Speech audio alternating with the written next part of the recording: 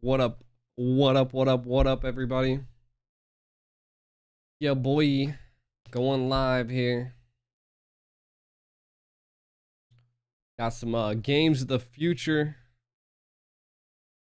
Man, gonna be a good day.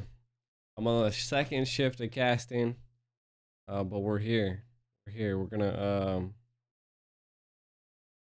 gonna watch some RRQ versus Burmese Ghouls. Yo, ma, what up? The founding fathers, the very first viewers. Welcome to the stream. What up, Smoko?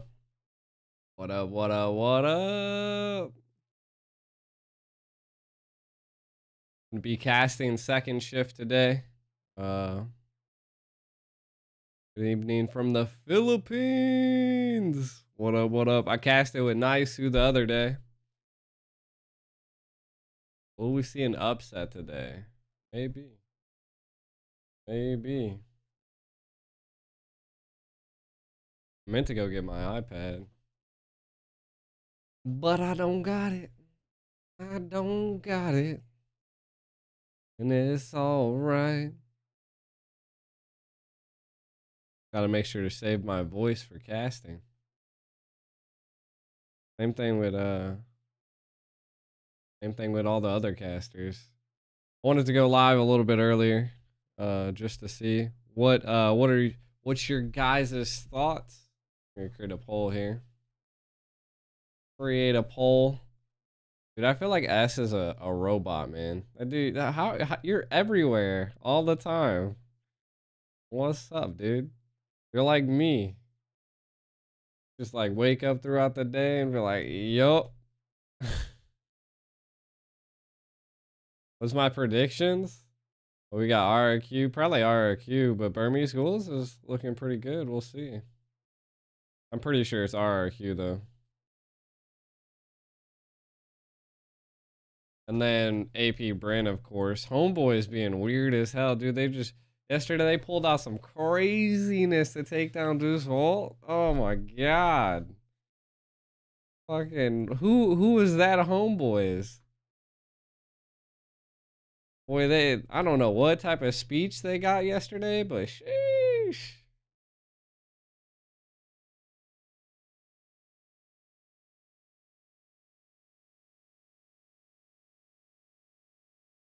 They gave them the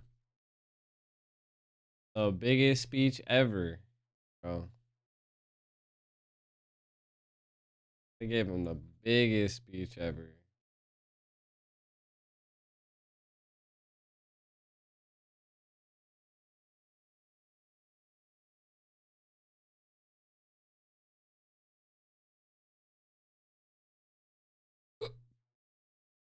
They're starting to import people to India, like for MLBB.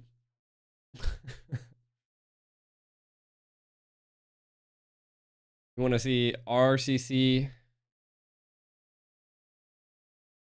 want to see RCC win? I feel like everybody has their own team they want to see win. RCC is the only Russian team left in there.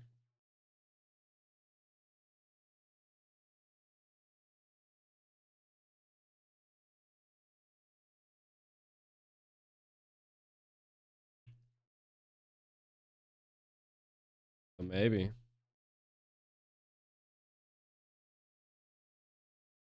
Maybe.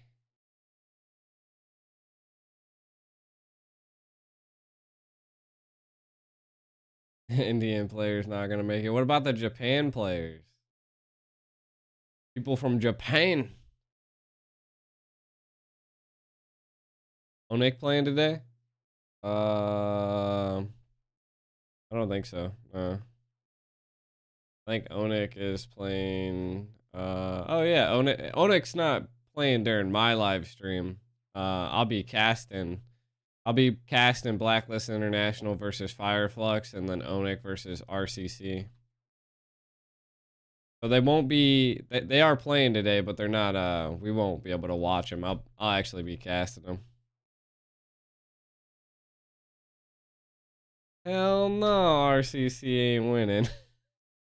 That boy gave him the thumbs down. Ain't no way. Not against Onik. Onik. I don't know why I always put the O first. Onik. I'm still waking up. What happened to Eunice? Why ain't she casting anymore? I don't know. Sometimes casting's not for everybody, bro. People see how much hard work it takes to cast. Like, and then you gotta be like the international face. Well, not even international face. I'm and in the position I am, it's international, but for like the NACT, it's like a whole different story, man. Like people start attacking you, and that's just what happens, man. You just gotta like when you become a streamer, when you become like an influencer, when you become like a caster, like you're always gonna have haters. And I just think that some people can't like they can't like see that. Like they just don't like the moment they see one person like putting them down, it like affects them like insanely.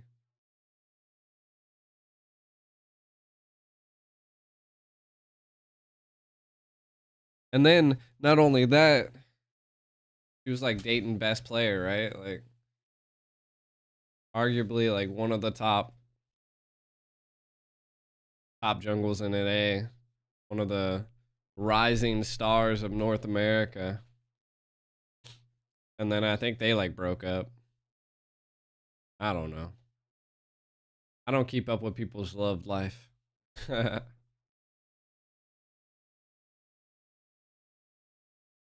can never keep up with their love life.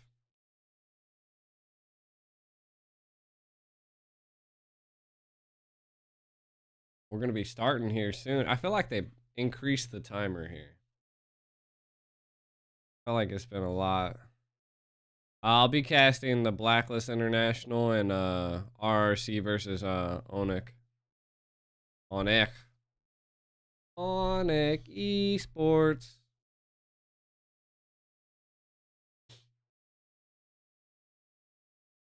It's gonna be lit because I can't wait to see like these games and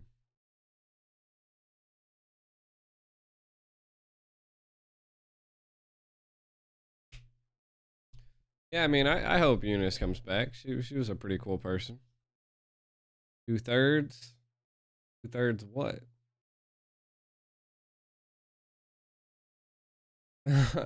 Japan hoping they get their own MPL. Like right out the get-go, they're like, I see how many views that Game of the Future is making. We can do this. Japan, we're better than Russia.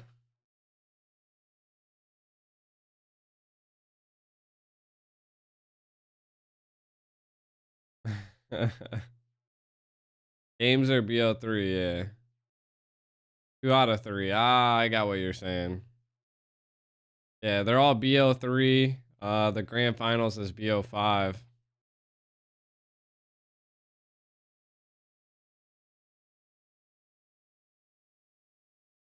Oh my neck. I cast in the grand finals, so that's gonna be fun. I have this playing through my speakers, so hopefully you guys won't be able to hear it, but we'll find out. Naisu and Burger Kim are casting first shift. We got some heavy hitter casters out here now. Some heavy hitting casters. It's gonna be lit. But this is the first day that I don't like cast first shift. I think there was one other day I didn't cast first shift. Second shift's the hardest. I ain't gonna lie. But I saved my energy drinks for later. Who's gonna play right now? We're gonna see RQ Hoshi versus Burmese Ghouls. Then we'll see AP BREN versus HomeBois. And then we'll see Fireflux versus Blacklist International. And then the last game of the day will be Onyx versus RCC. Royal Cyber Club. Quite the name. quite the name.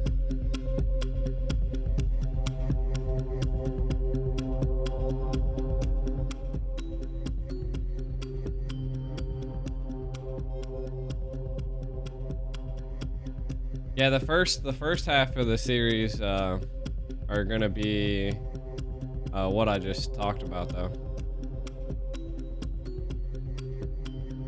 Gonna be our first games in the poll right now. Not gonna see the other games. Yeah, a lot of people got off around that time.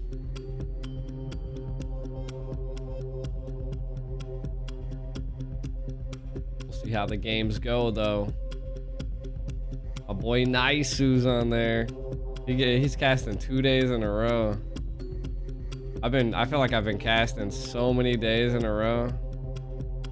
I get Friday off. I get the semifinals off, and then I cast for the grand finals. But holy, dude!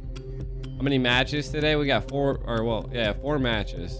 But I'll only be streaming the first 2 because I have to cast for the games of the future after the first 2. So we'll be seeing RRQ Hoshi versus Hermes Ghouls, and then we'll be watching AP BREN versus HomeBois. He had a night shift today, decided to take a leave. Hey, if I didn't have to save a lot of my vacation for the NACT, I would definitely take leave too. I've been taking like a little leave. I've been like working like half days almost. Who I got winning the championship? I don't know. All the teams are pretty crazy. I want to say the biggest or the craziest thing we've seen was HomeBois last night just take out Deuce Volts. So I think it's anybody's game at this point. It's because the meta is just shifting, and I guess the biggest question that we don't really know, and I don't even know as a caster, is are they actually playing on the new patch that just came out? So like, welcome to the games of the future. Who knows? Mobile Legends Bang Bang tournament features 16 teams of up to 6 competitors. The game is played in a 5 versus 5 format. I like this opening, opening, man. 3 wins in the finals. Each team has 1 reserve player. Replacements can be made This opening between the was so matches, lit. and in the event of a player injury or other force majeure, a It replacement is going to be a can busy be one made for the during the NACT. game. The tournament consists of 2 stages: group I have to competitions do. and playoffs. And the I have matches themselves will be held I have in a meeting best with the of pro 3 players format. in the top 16 12 today. teams So. will advance to the 2nd stage.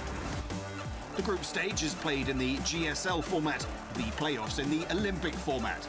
Teams that finish the group stage without defeat go directly to the quarterfinals, and those that lose 1 match will compete in the last 16. This is such a good opener, chat. I love this. Teams that lose both their group matches are eliminated from the tournament. Good luck and have fun. Good luck and have fun.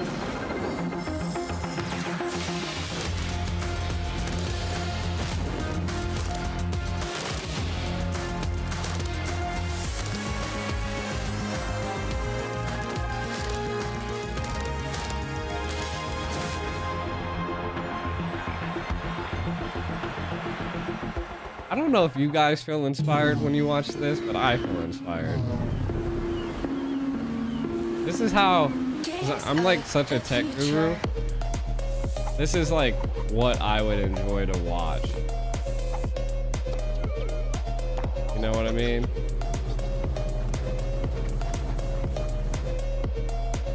Like I love the techno vibe. I cast it well yesterday. Hey, thanks. I had to pop off because it was my first time ever casting with Naisu, man. Casting with Naisu, all of that good stuff, dude.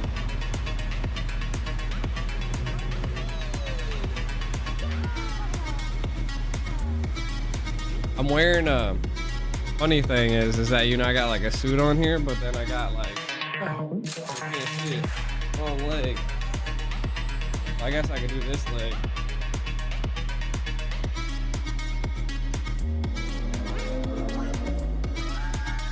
are my blacklist. My blacklist. Sweatpants. A little bit of a below the belt sneak peek.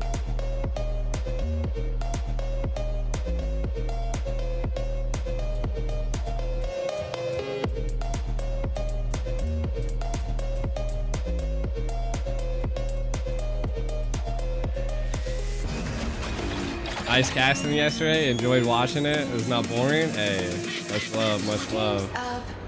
I've been trying to bring the like Super A game.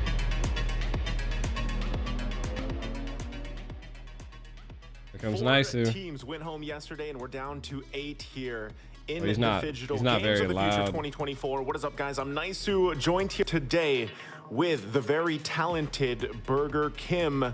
Finally getting a chance to work with you, Burger Kim. How are we feeling today? Yeah, great. I'm super excited. I took a quick break yesterday because I casted the group stages, and finally we get to see all these 8 teams kind of go head up against each other here. And these are top teams that we're talking about here in Games of the Future. It was Top the teams, Valley, again, not BTK. 8 teams are what we have left, so I feel like, you know, they've all made their way to this point in the tournament, of course, and there's a lot of people that are wondering exactly how today is going to end, because even yesterday, you know, it ended late in our time zone here, but there were some surprises, of course. The Valley did. And let's go ahead, before we come on screen and take a closer look at the matchup today, let's take a quick look at this video. Мощнейшая энергия созидания способна объединять народы, вселенные и сохранять баланс мироздания. С развитием технологий люди стали больше погружаться в виртуальные миры, забывая про мир физический, обрекая гармонию нового самого. Чтобы восстановить баланс, гармония переродилась жар птицы мира. You think Burmese ghouls? Отправилась сквозь вселенную. If RQ Hoshi pulls out Layla, instant win. Утраченную энергию. Избрав 5 сильнейших представителей, Мира собрала их у Куба Советов, наделив их уникальной силой. Они стали хранителями гармонии, чья задача — охранять и поддерживать баланс. Советом было принято решение провести турнир, победитель которого распространит гармонию по свету. Для этой цели Куб преобразовал частицу гармонии во флейм, древний артефакт для сбора энергии. Хранителями было выбрано место для проведения турнира. Город с самым сильным соприкосновением энергии. Именно здесь миллионы зрителей и сильнейшие атлеты примут участие в величайших играх всех времен, чтобы определить достойнейших и восстановить баланс. Dude, did you guys see the stage? Like, the stage is almost bigger than M4 or M5, bro. Welcome back once again. It's me, Naisu, joined here with Burger Kim. And that video was much longer than the one I was a part of yesterday, Burger Kim. It gave me the lore of the trophy, the cube that we see on stage. Now I understand it. That's amazing. Exactly what kind of it stands for and what they're all battling here for, of course. And you love to see it. But again, Burger Kim always wear glasses? Today, the 8 teams we have ahead of us. I don't remember her. Yeah, we're gonna be kickstarting it off with this one. Of course, it's Larsky. It's a very highly anticipated matchup too. Like, we got the Burmese schools here. The Larsky playing together with Nico and the rest of the gang. Let's take a look at their most picked and most banned. Ruby still stands on top, followed by the Claude. Over on the other side, the join of Matilda. This is actually are you a thinking like ban who will mostly, win this whole tournament? even for the other teams that are playing here in Games of the Future?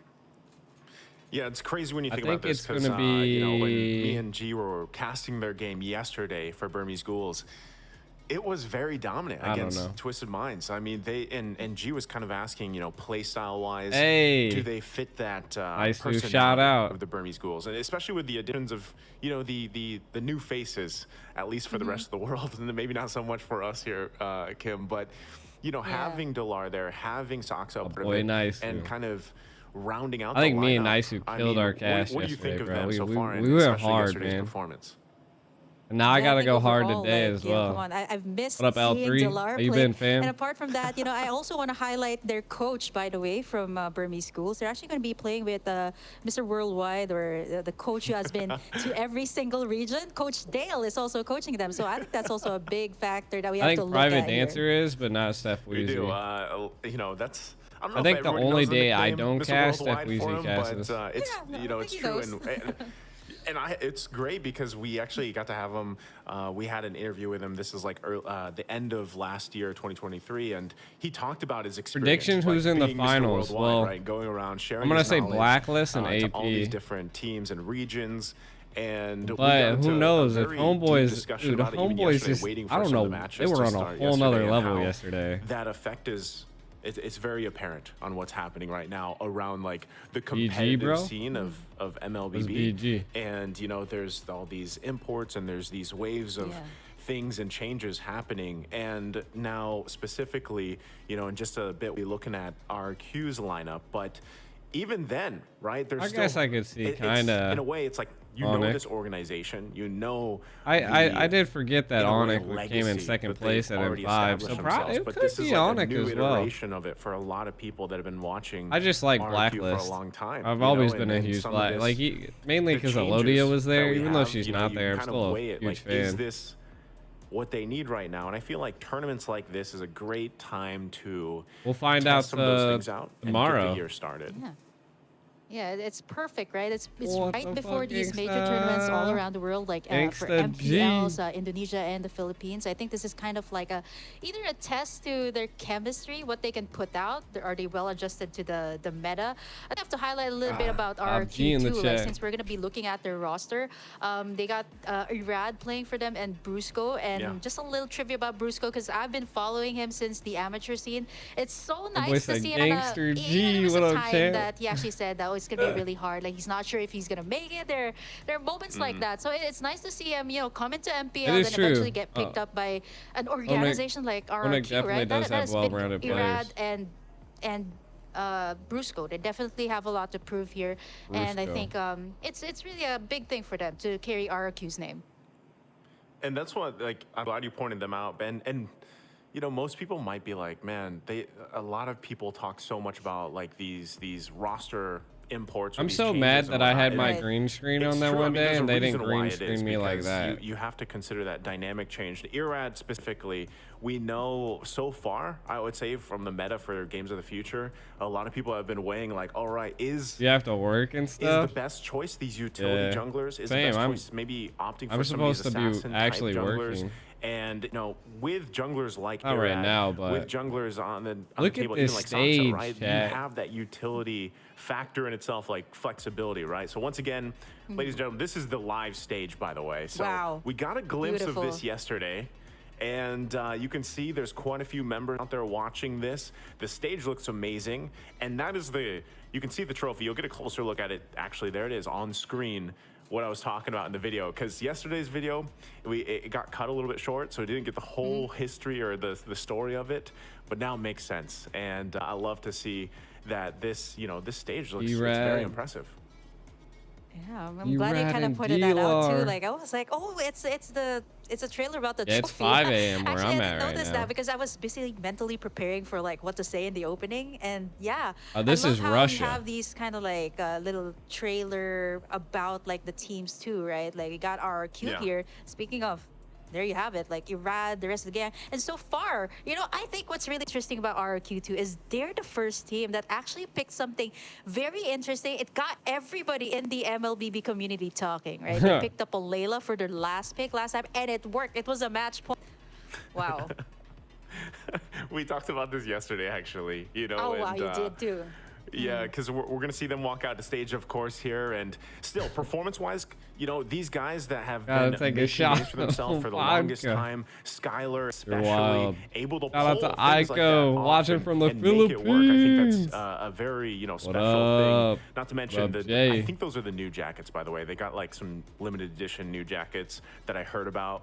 Not sure if we'll be able to get to see those in person. But, you know, the point with the whole Layla pick, that's what I love, and I was telling this to G yesterday in the discussion. Like some of these, you could say non-meta picks, like these. Give me shout outs left and right. Picks or whatever you want to call it. Like I feel like we're in a current meta state where it's any like Chinese sponsors. I don't know. Like you can experiment. They had like pull something off, and really all it comes down to is if you're confident enough. The sponsors to pull off that of this and tournament as simple were as like, oh yeah, Layla might be really a Server Bank, Russian to Railways, goal laners that we're used to seeing. Enturos, They made it work. Gazprom, and exactly that. So also going to be taking a look here, Yata, Burmese G-Drive, making their way to the Play, stage and once again here after this. Clearly, I don't know great any video of put those. Together.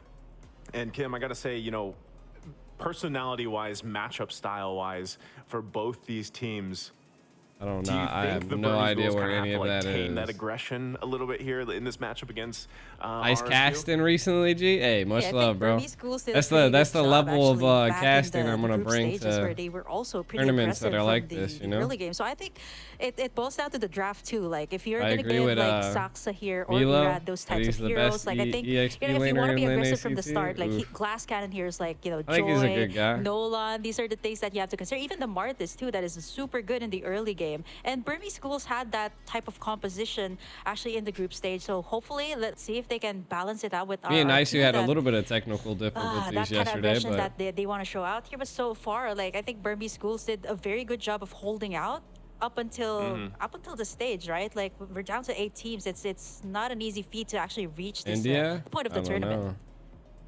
Yeah, again, based off what we saw yesterday, taking us back to yesterday. He's got like a pad on his hand. Has been waiting, right, because of the way that they place in their groups. But specifically for Burmese Ghouls, like I said, their performance against Twisted Minds was very impressive. ML might like be able to grow very strong in India, but I think it's banned there, ain't it? Impressively, it's just they had some. Like they got to get past that hurdle like first. Minor mistakes on some things, especially when it came to setting up with what the draft did.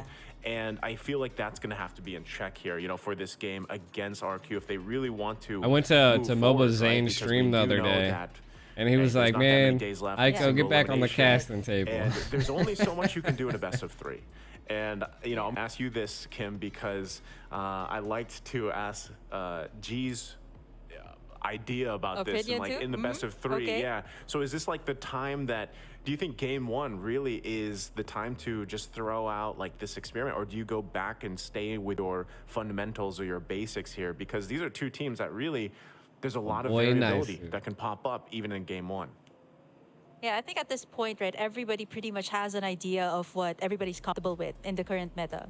We've seen the stats already so far, and it seems like it is centered around these chain CC type of compositions. You see like a Ruby, Minotaur, or sometimes even Ruby, Tigreal combination. So I think it's all about like all-out brawl sometimes I would see, like in all of the games. And I mean, clashes after clashes, and it's all because of these CC type of heroes. has so more I sponsors than RRQ. For RRQ. Burmese schools, right, if they want to keep up, maybe possibly like get a really good draft against RRQ, we started to see the shift also. Instead of like putting your resources to take down the gold lane, like I see a lot of these teams kind of shifted to the XP I thought Deuce Bolts was going to take out HomeBois, but HomeBois came back I've seen Delar do that. He was so good in like disrupting the jungle or the farming of the enemy, which kind of made it so hard for them to take in major objectives, which is Turtles and the Lord. So I think that's something that has to be looked upon here for both sides.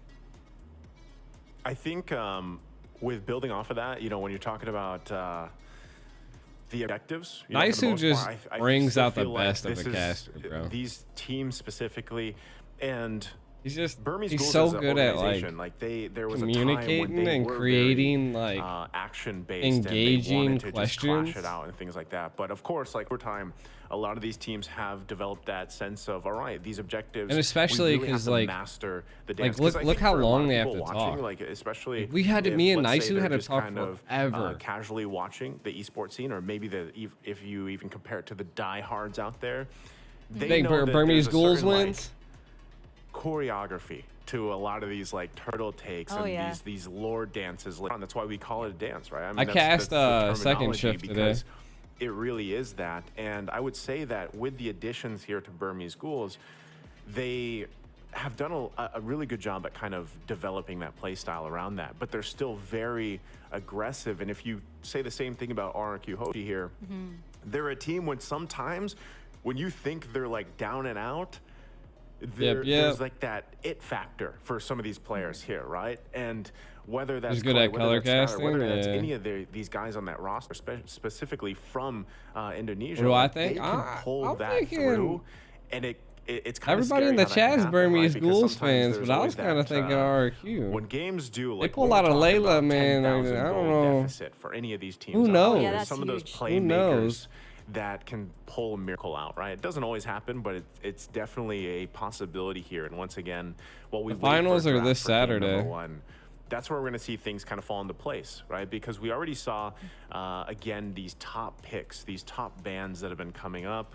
We see a lot of, when it comes to Rome, we see a lot of that set potential. That's the reason why Ruby is, I think she's the top right now. I think you she's think 2-1, 2-1? Yeah, I think she is. Dude, I thought hero. I thought 2-1. But 2's vaults even last with night. that being the case, sure of that? That'd be nice like to have we saw yesterday, a be at 3 being picked up first. It doesn't guarantee you a easy sailing in the game. Like we saw even Maro the yesterday best, Chicken or struggle with the Ruby Milo? in the first game that they had because he got shut down really early on.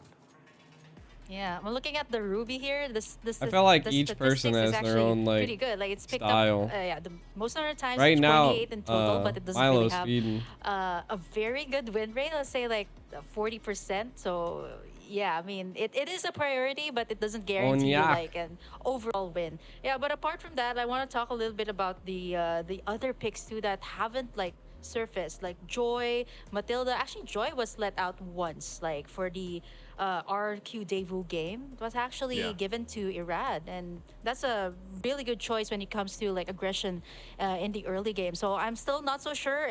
Will these teams like go for super aggressive picks? Like there are times that I will also see like, you know, Fanny bans, like respecting Irad there, Lancelot bans coming through. So I'm not so sure if they're gonna go for utility right now, or are they gonna go for assassins, because we're talking about like Saksa and Irad, two of our like homegrown talents here in the PH, right? Who's the best? It's funny because with Irad specifically, like I don't. At least for me, I don't know if I have like the best jungle about this over in our region. Of course, like it'd probably be Kyrie, to be honest. Ever since I was a part of the broadcast team, I think Venus. And so, you know, I was a big Demon Kite fan coming up, and then Irad Regis is always that flashy he had this guy. Whole thing that he was saying between him and even Carl Teasy in one of the seasons and whatnot. And I was like, man, you know, Irad has developed into an exceptional player, like over the seasons, and he is still one of those players, because there's a lot of jungler players out there that, like, they don't want to, like, sometimes, even I've heard this from some of the coaches that we've interviewed, like sometimes even if they want, you know, Tarzan is a better jungler. Sometimes they will, of course, take the consideration of what the player is saying. And Irad and players like this will be like, you know what? I'll take the Lancelot. I'll take the Joy. I'll take the Nolan. I'll take some of these like riskier heroes because they have that certain confidence in themselves and they're able to pull it off, rather than going, and sometimes that's even picking it into a utility type hero, you know, and they can. I need to get my iPad. Give me a second. Right? Thanks a lot, you know, and again, it's all about that timing and that really like Wolf talks about this a lot, like the micro skill when it comes to it, and in those minor decisions of being able to get that retribution off or being able to play from the backside and work around it. So Irad is specific there, I think, but him and Saksa, this is where I've been taking all my notes. Is when you're comparing them jungler-wise, he likes to opt for those utility type heroes more, you know, at least for the whole team composition. So that's what I'm really wondering, and that's where my eyes will actually be when we get to that draft, is what do these teams want to go with jungle? I mean, Burmese Ghouls did look good though, chat. One thing that's apparent here, they got Kim, Coach is Dale. how much flexibility can happen, you know, in that first phase of the draft. For sure. A lot of the flexing. Saksa, D-Lar, they were all good yesterday. Yeah, I was thinking about like Saksa here. I actually got a chance to interview Saksa and D-Lar from Team SMG. Irad is that, I mean, it shows in their playstyle. Like Irad is a bit more aggressive, a bit more confident, right? So you can see like the assassins come up here because you need you need that confidence to be able to make that play. I mean, come on, I'm not that confident. I can't do assassin. So it's kind of like that. It kind of translates to your personality too. Nets though more been of that going kind insane. of guy who kind of more of like follows like what the entire team wants. Kind of like a team player. What do right? I do but other I'm not saying than Irad casting? I'm saying it's more of like he takes charge here. Like I can lead you guys I'm with this hero. I can pick up that assassin. Just trust in me. Kind of like that kind of thing going on. Yeah. And I get what you mean too, and I like the fact too that you kind of bring that perspective, because I know you've done a lot of that like report. I don't know if that's the right term, but like a lot of like that reporting work, you know, through the league and everything else. So you get to kind of spend a little more of that time picking the brains of. I don't think NA would be able to, of course, in the Philippines. 6 years now, out for. As we're getting through this first phase of the draft, I'm a mafia you can already boss. see the bands coming out. The Barretts, the Nathan is taken out. There's. I was wondering if this would be also banned out. Joy is 3 constantly banned, so that's taken out. But the Novaria, a pick that obviously RQ Hoshi loves to play. And it works well. I mean, a lot of teams love it because of the vision and the burst potential. So what are we feeling, though, will be possibly priority here as we get through these last couple bans in the first phase, Kim? Wow, the Novaria here. I think this is also like one of the most picked so far, like overall in the entire Games of the Future. The vision it gives, the pokes, even the wave clear is so good. So I think for Burmese schools, Nico is that type of mid later. Like there was a time he went 2 games straight with a Paquito in the mid. So that I feel like Burmese schools is kind of trying to go for that kind of composition once again. Like if you're talking about RQ being aggressive, Burmese schools has that composition that can be aggressive, and at the same time, like it can be like a split push type of composition. We've seen a Paquito in the mid lane. I think it's also a flex pick that comes out from Burmese schools. I'm not so sure if RQ she will respond immediately by taking it, but there's a lot to take in here for the first phase. I was thinking about the Ruby, which seems to be a standard first choice, but Guinevere here for the side of RQ, which I think is a very safe pick. You can, it's a flex pick. Like you can go with it in the jungle, you can go with it in the XP lane, sometimes even the roam. So super flexible. We're talking about the flexibility. I like that coming out from RQ, but Burmese schools can either answer it out with a Ruby and a Claude here being picked up. One of the most picked heroes as well so far in the tournament, and has a very good win rate, by the way. Yeah, not to mention, you know, Stitch had some MVP performances on this as well. And I think what teams are really lacking nowadays are just like solid CCs right now, but you know? We'll have to see again if they're actually able to utilize it the way they need to, because Jungle PH versus Jungle PH. Know where the Guinevere is going. We can assume that maybe it goes in the jungle, maybe it doesn't. Even yesterday alone, we saw it even in the roam. So with that, again, where do they go from here? They take up the CC, they take up Nana. So this is a lot of damage already in these first 3 picks. Nana has been a menace. You know, Melina just wrecking havoc right now so far. And this, I mean, when you look at her photo, it doesn't look like it, right? When you look at her photo, it doesn't look like it. Kim, you know? Yeah. It is. I mean, we've talked about this with Private. I think the only time we've seen how far am I like, from my masters? Well, I got like, you got to do like 30 credit games, hours. But I think I love this coming out from RQ I think I'm only like that, you know, the Nana is not hours only or something, a beast in ranked games. I know you guys know what I'm talking about. It appeared several times. Not to mention, I like the adjustments that were made to it recently. Like the Molina we don't really get to see not stun one person, Nathan right? very like much. 3 people. So like for RQ so far, it has that great burst combination. Burmese schools immediately answers it out by picking up the Akai here to kind of shake things up. But at the same time, I'm not so sure if this is a good pick up against like the Nana. I like your guys' takes on Burmese kind of counters schools. out the Akai, right? Like when you pop the Evi. I want to see how the flow of the I'm first not so game sure, comes. but for Sox, right, he's kind of taking away or kind of picking up we this haven't Akai seen already, the since there were 2 bans ones centered come out towards him very in the often. first phase. The Barretts and the Martis were out. Some of his most picked heroes so far in the tournament. Yeah, and it's funny with that because if I'm not mistaken, I think RQ beat a couple times, and Burmese schools on the group stage though. Nana, I feel like it can still work. It can still work okay, because really when it comes to the positioning, you know, getting the lockdown with the heavy spin, the way that works. And sometimes it's not even about getting the lockdown. It's actually the way that you can utilize it. And we've seen this happen before with Interesting. It's just, hey, push them away from the objective. They actually didn't verse in the group stage. The dances, the objective dances, and that's one great tool or utility, I guess, that Akai brings, is sometimes you're just pushing the other jungler away so that you can get the retribution off and work off of that. So again, a lot of CC available to them. Claude scales up. We know that he can be a menace later on himself, pushing those side lanes, putting pressure there. Nana is going to be nasty. But right now, DC is nasty. Second phase here, Kim, a couple more bans to go. Fireflex and Blacklist. This is spicy. How this unfolds, and we already see some focus here on the XP lane as well. This is spicy. Yeah, Dilar, I was actually going to talk a little bit about that because looking at RRQ Hoshi, they kind of want to focus on like team fights, right? You got the Guinevere here to set up the plays. Even the CC here kind of sets up the plays. But for RRQ, they're kind of, you know, respecting the fact that Dilar, this is not a Ruby, Dilar's Ruby. So he might actually go for something else. We've seen it on a Lapu-Lapu several times.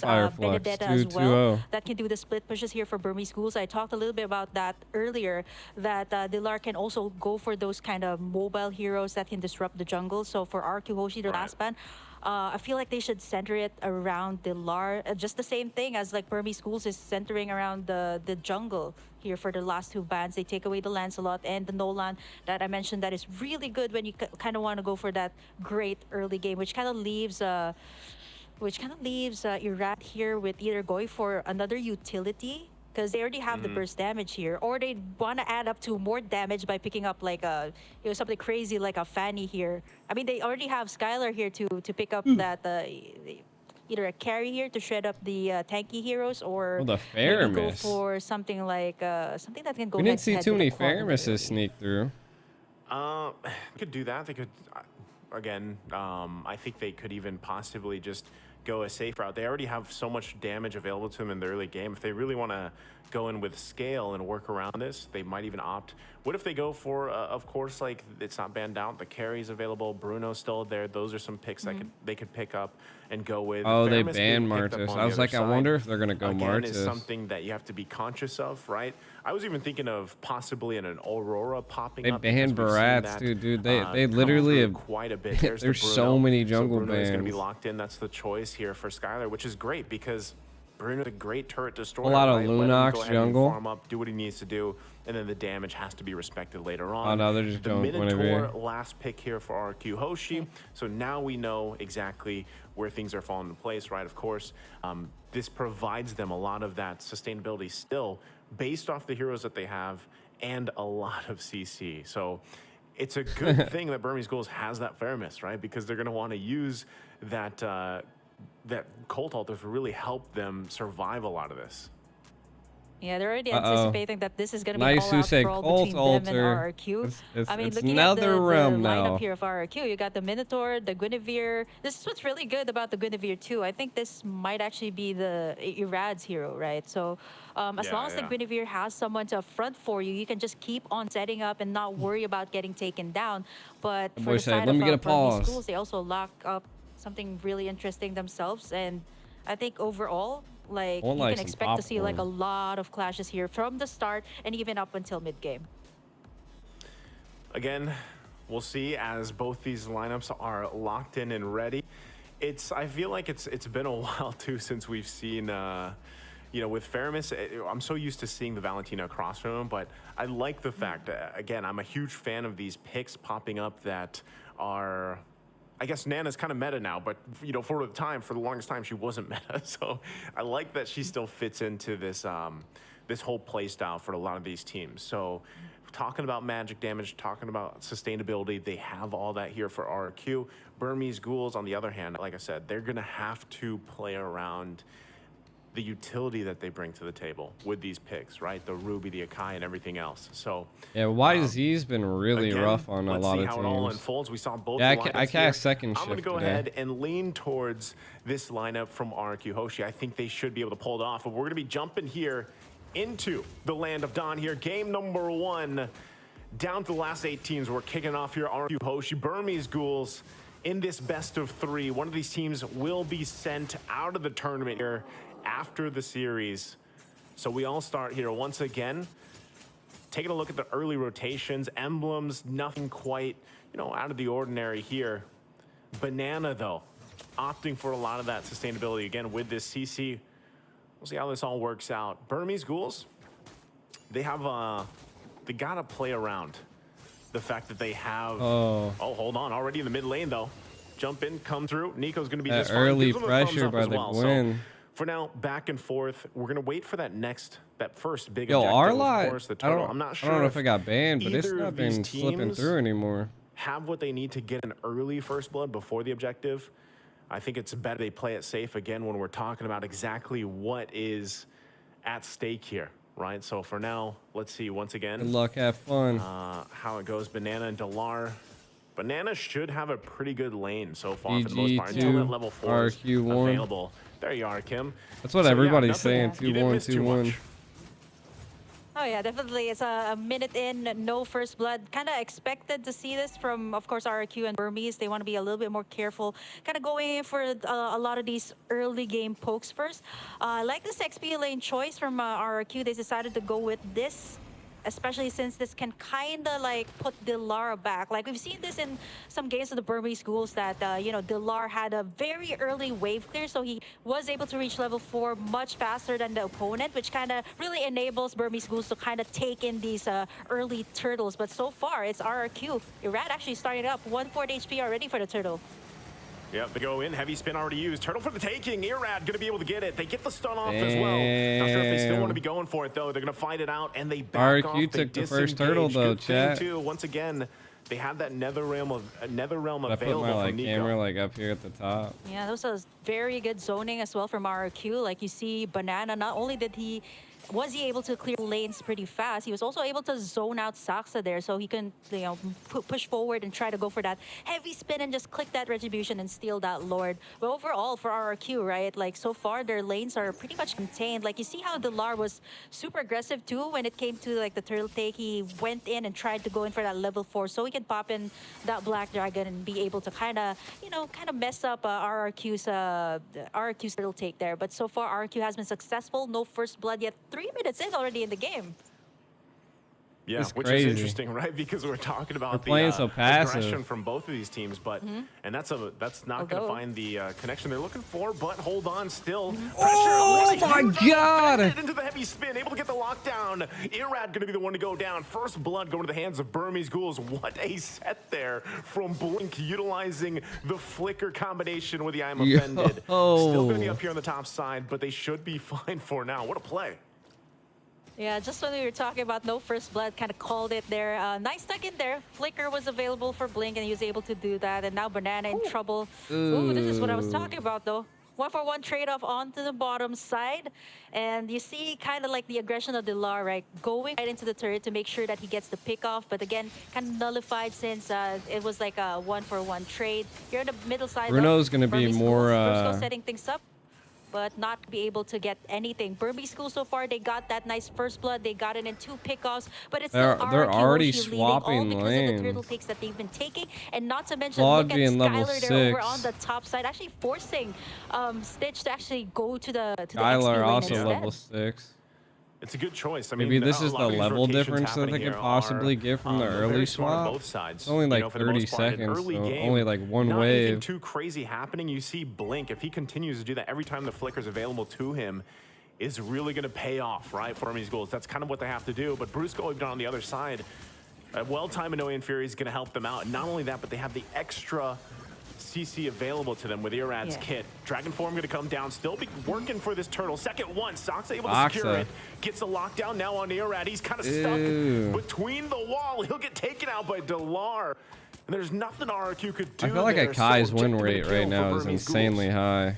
I like how Burmese Schools also kind of like knew that Brusco there did not have that flicker, so they were so confident in trying to take down this turtle to the point that the RQ was just like trying to find the proper setup there. We kind of see the attempts there from Irad trying to go in for the Violet Requiem and the spatial migration, but you know, it kind of backfired here onto RRQ, and now so far Burmese Schools, they've done a good job of equalizing things out. Brusco though goes in, jumps in, but look at that again. The sustainability is kind of the way, of course, NetherRealm works. It buys you a little more time. Yeah, actually doesn't have a good win rate. I'm worried about for the side of Burmese Schools though. They have to check Skylar as of the moment. He's gotten all the gold plating over on the top side. Not to mention that he's been pushing the lanes pretty fast. You did mention that this Bruno is a turret shredder, and so far he's been taking this turret down almost to 1/4 HP. They should be able to take this. Great map control here for RRQ. Great space. Kai right now only has a 33% win rate. The last turtle and possibly the next Lord coming into this game. But so far, gold lead. You don't see anyone leading as of the moment because everybody is so is kind of a little bit careful when it comes to all these engages, right? Like once you engage, you don't have that right follow-up. Thanks for the subscribe, fam. Be a double-edged sword for your Welcome team. to the GTA crew. Again, you have to respect the fact that even with everything happening now, you know, in the past couple of minutes, it's pretty much even economy-wise, right, for the most part. And Skylar not going down, able to kind of just farm up here is great for RQ. But even on the flip side, Burmese Ghouls, exactly, Stitch having an early kill, able to work on his own here, will pay off later on, of course, as you scale up on this Claude pick. So right now, stalemates, third turtle game, it's like though, 50-50 for the taking right here. now. Both teams getting in position. Only Skylar down on the bottom side, so both teams want to go full force here. Who initiates the turning tide having here? that available. You can already see in the mid lane, whittling down slowly, but Stitch going to go down bottom. Team's going to be fighting it out 4-on-4 here for this third turtle. Taking it slow. Turret goes down to the bottom side as both gold laners wait there. Turtle's going to reset once again. Oh, dang. They got the Still lethal, looking for though. an angle here. Brusco there in the front lines. No one committing just yet. They're trying to feel this out. Yeah, they have to. There's some Banana. In the mid lane. They gotta deal Look with at it. now. They lost control. RQ's They gave up position. control, actually. Right now, Burmese Ghouls just kind of letting them take control of this space. Very far right. There's a dragon form finally going for the initiation. Oh, the minnows rage! Brusco, though, with the flicker, Minnow and Fury. Now they're going to be battling now. Still looking for a kill to fall here, though, as both gold laners trying to make it away. Delar will finally fall. Stitch now joining the fight. Irad taking a couple shots. He's almost there, but another knockup comes through as Irad falls. It's a double for Stitch, though, but Skylar finally gets a kill as well. And now the mid lane turret goes down next. They find wins on both sides here, but RQ pulling out just a little bit ahead. Oh my God. He's deleted by Banana, gets whittled down quickly. And that is tough for them. Stitch now the answer here with Blink still. Banana going to be able to get away from the I'm offended. They opt away for the Lord. Much back and forth here, Kim. Yo. Yeah, we kind of expected this coming out. All out brawl from the side. Burmese School, big window. There was a trade from RQ Hoshi on the middle lane, so that's also pretty big for them like to get in give gamer that map mode, control towards their up. side. Right now, that is big because RQ Hoshi just finally got this first Lord of the game. Not the Luminous one, but this will actually give more pressure to Burmese Schools. They've been winning all of these clashes, but they haven't been able to convert as much turret takes as compared to RQ Hoshi, who has been slowly taking losing that care mid of Skylar. turret 101 on this Bruno, 7,600 gold for him, at least 1,000 more than what Stitch has. But so far, you know, we can't count out Stitch just yet. This is a claw that we're talking about. He just picked up the Demon Hunter sword too, so that's going to be big for the side of Burmese Schools when it comes to these clashes. That blazing duet that Stitch has to time up really well. He also has that Purify, so pretty much he's just going to go for the cleanup work here if Burmese Schools decides to go in for the full engage. Okay, and with that, they got the Lord work in here. RQ now going to go ahead and get these turrets down, move around the map with the space that they garnered themselves. Delar and Skylar has the same on top of it. So Burmese Ghouls once again finding themselves in a troubling position. This round could slip out of their hands very quickly, depending on how they deal with this push. It's going to come down once again if Blink can find a setup that he's going to be looking for on this Ruby pick once again. He's kind of the big answer for them. Delar also now at this point with Dragon Form has to be really careful on his positioning. Turret now in the mid lane, tier 2 going to fall into focus top side, tier 3. And they just have so much control over the map right now. Shield's already taken care of as well in the mid lane. But right now, Burmese Ghouls holding it together on the defense. For Burmese Schools and RQ, what they both have in common right now is the timing of the ultimates. The Nether Realm here, the Blazing Duet, even for the side of RQ, the timing here of Brusco's setup. He does have the flicker here. They want to go for the pressure here on the mid side. There's a tug in by Blink. Oh, he got out. Here, no he's still way. Stay alive through it. No way. It was so deep. Form there to cut him off a little bit. Delar, though, takes quite a few shots. No one goes down in the exchange. Big item picks up as well. The Flask of the Oasis now for Brusco.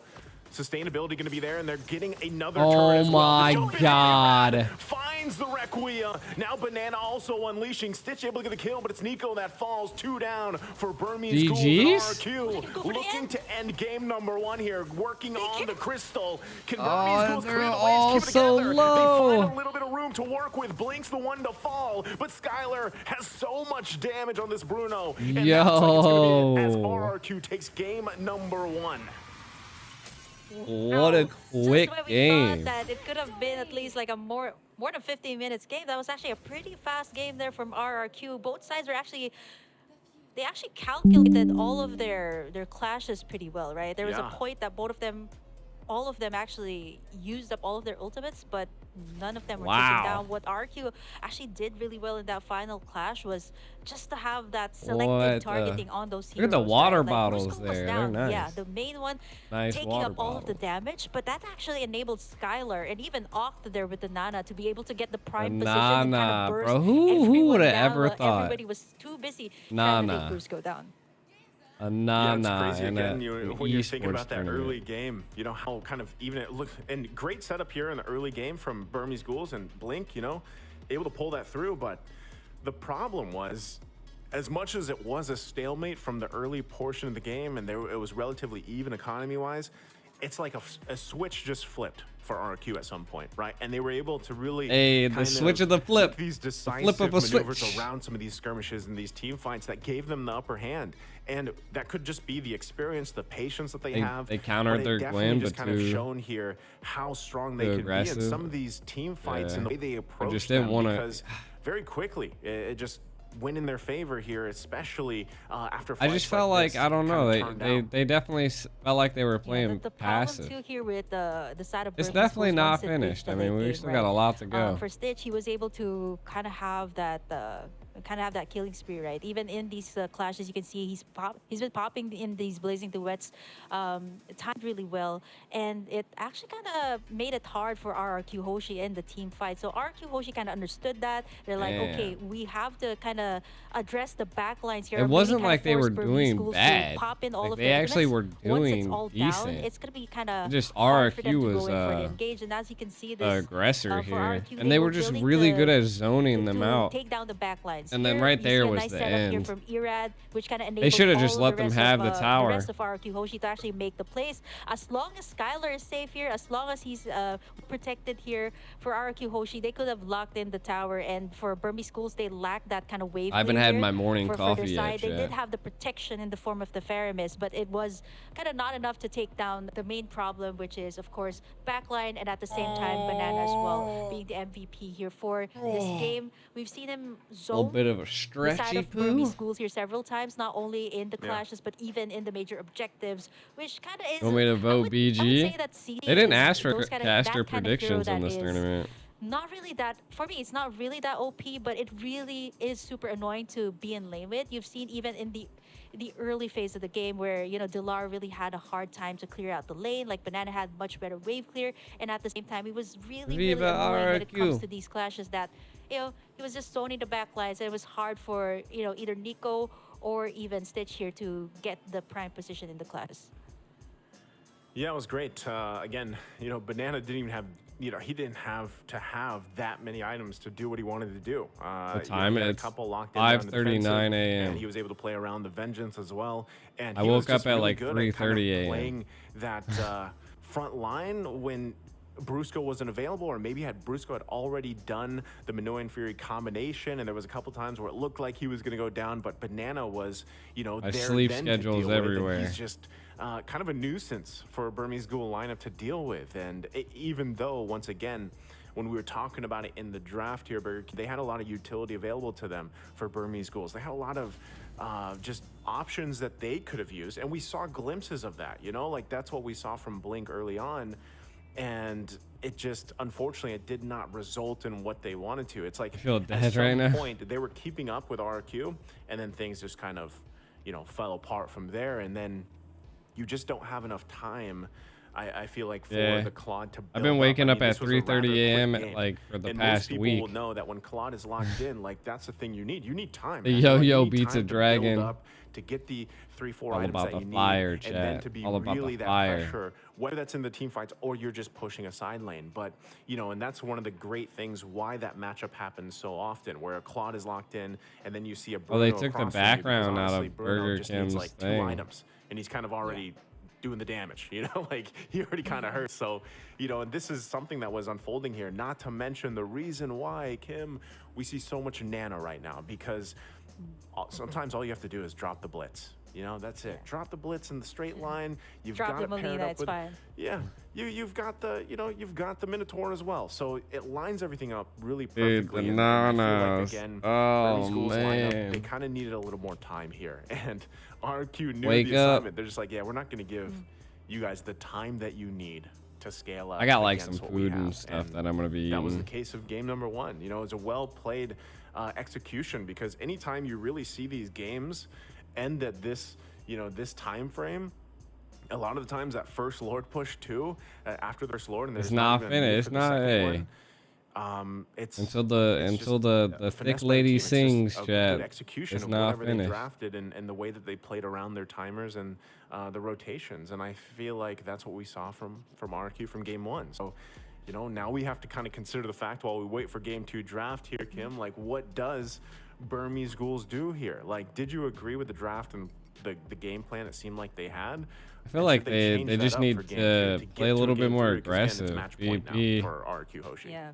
I'm not quite sure, like, BO3s, like huge Yeah, it's just a matches, like BO3. what these are happened BO3s. to There's just only so Claude much you was can just do, like right? too, the like, adjustments that you have to make, I don't knowing know. that, I mean, They were even like the trying to pressure, control thinking about that turrets, the but they next match is weren't. gonna be a match point for you, and if you don't win it, or if you don't Like, take 'cause it what to was game number the 3, it's over for your team, like right? I I understand see a lot of pressure that from like you're Burmese scared to Schools. lose What your I tier 2 noticed on the from their very draft far is right, they're but kind of, I don't think your reacting tier to 2 is gonna what fall to one RQ wave actually push. put out, right? Like they had burst, they answered it out with the Like, fair miss, but like they Stitch could have they pretty much definitely didn't engaged think about, like, the that overall fight. picture of like CC how though that was will pretty all strong. pull in together, The right? Like, they had sustainability and for then what just RQ what they did brought is to they worked in on those the game was turrets, a they little gave bit too so much for space him. also for their team in that early game. So for the side of Burmese Schools, I think they kind of have to play it out, of course, real safe here in the second game, and at the same time maybe try to go for what they did in the group stage, like picking something different in the mid lane, or maybe perhaps like going for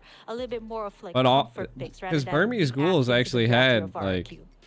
they had Ruby, Yeah, I they feel had like, Claude, like if I had to pick something apart, like I Ruby understand though the only has like a fairness, 39% win pick rate. and, you know, how it can And again the provide Kai, some of that bro, like utility, the of course, Kai with the just Nether doesn't, realm and it seems to be everything falling else, off.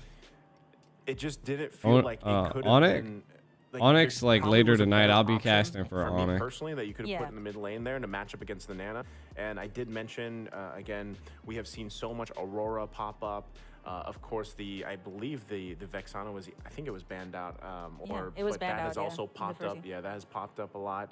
Of course, Novaria, but that was banned out. So it's like, you know, again, you kind of have to decide what is our game plan. It just felt like that lineup, that composition that they Dude, had was like, all right, Nana right now has that's a what we're gonna go with, and 100% we're win gonna rate hope that, again, we are buying enough time in this for our tournament, quad to dude. farm up, That is you know, and it just crazy. didn't get to that point. So you were talking about what they could do here. I personally think that what I'd love to see What the Burmese heck? is do kind of what they did yesterday. You know, they were a little more Benedetta aggressive in their also has picking and their 100%. play style.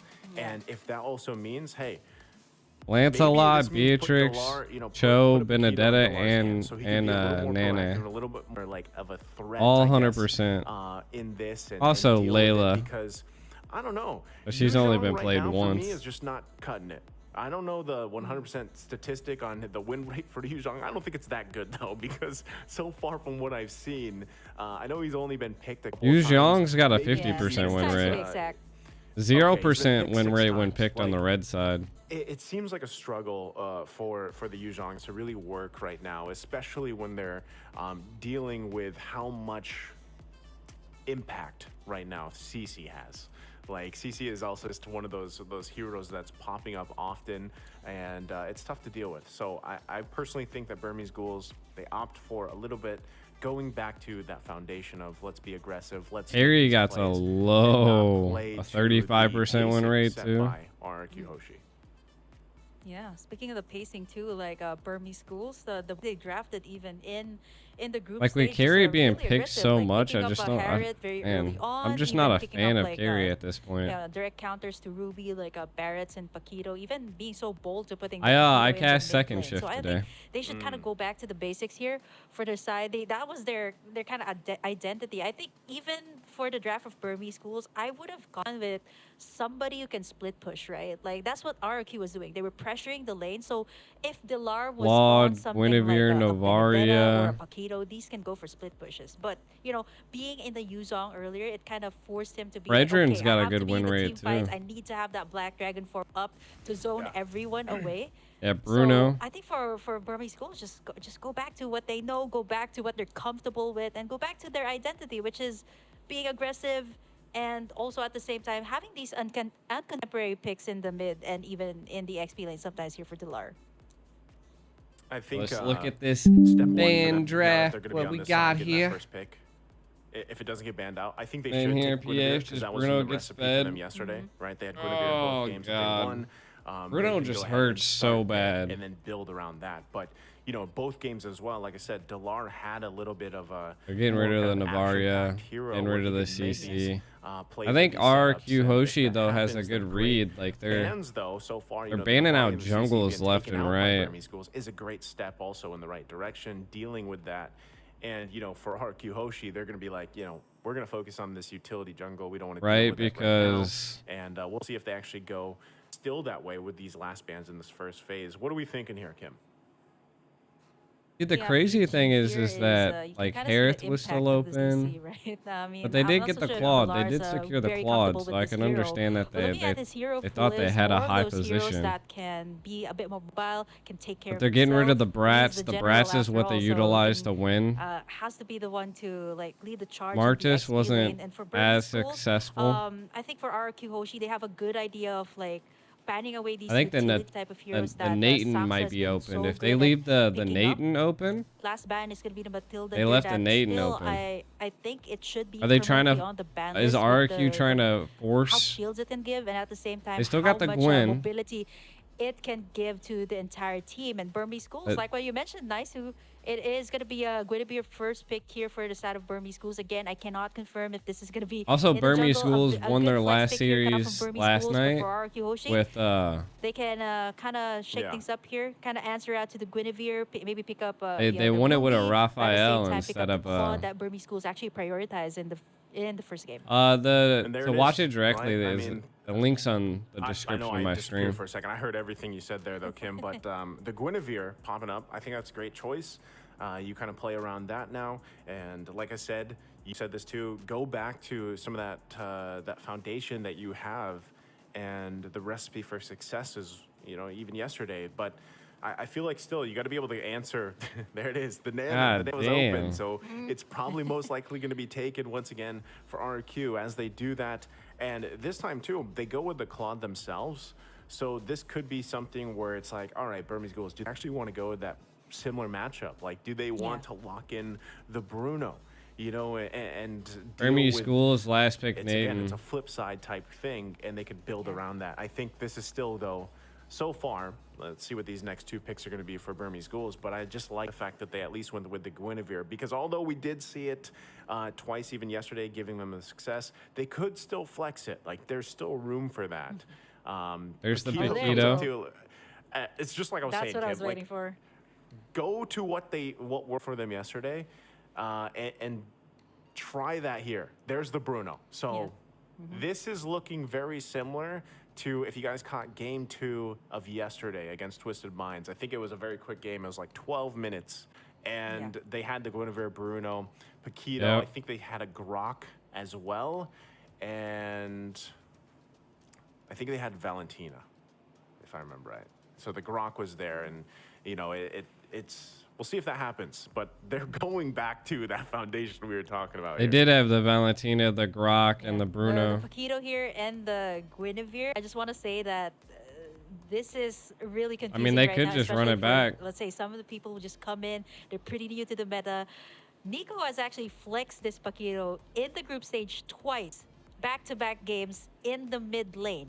it's, I mean, not only can Delar they do that split push, 11 Nico can minute also do the twisted exact same minds. thing. He was a menace to the team that they were going up against. I think that was Lil Gun that they've gone up against in the group stage, and Nico's Paquito was really deadly, like hiding in the bush, getting in I those feel like this is like single their target secret fake offs strat. with his Burmese ultimate, schools. and is able to delete, like pretty much like the Nana, it can delete you out on the map. So I still can't tell like if this lineup of Burmese schools is like is it They got rid of the Wrath. or is it a Nico Paquito?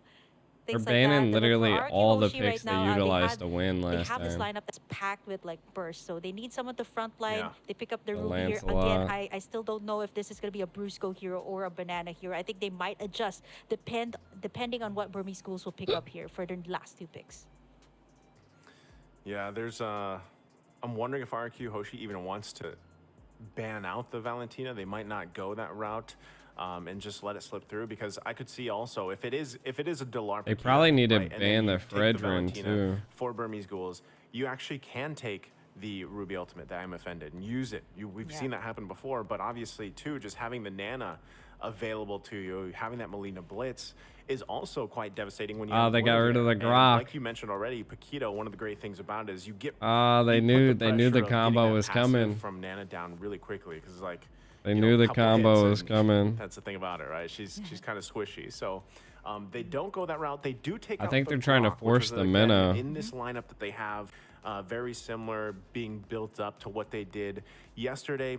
Grok was one of the components to this lineup for Burmese Ghouls, and so they decide to take that out and leave that Valentina open for now.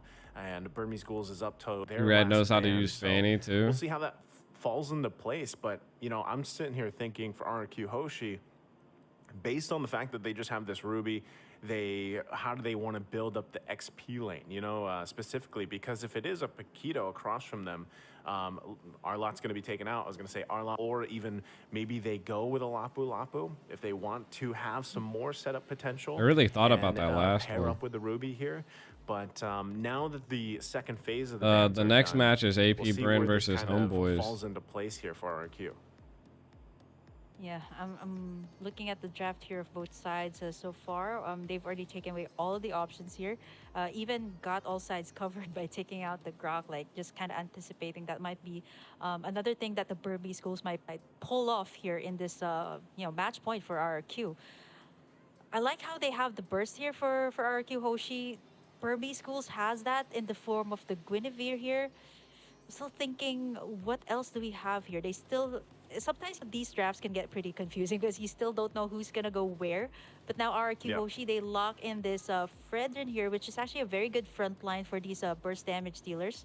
I think this might be I'm thinking like this might be a Brusco hero. Like this would be so good up against like Burmese schools' lineup. Like having that Ruby just roam all around the map can be really hard for heroes like the Guinevere and the Paquito here. Still Here's the not Fred. confirmed where it's going to be going. I like the Valentina choice here.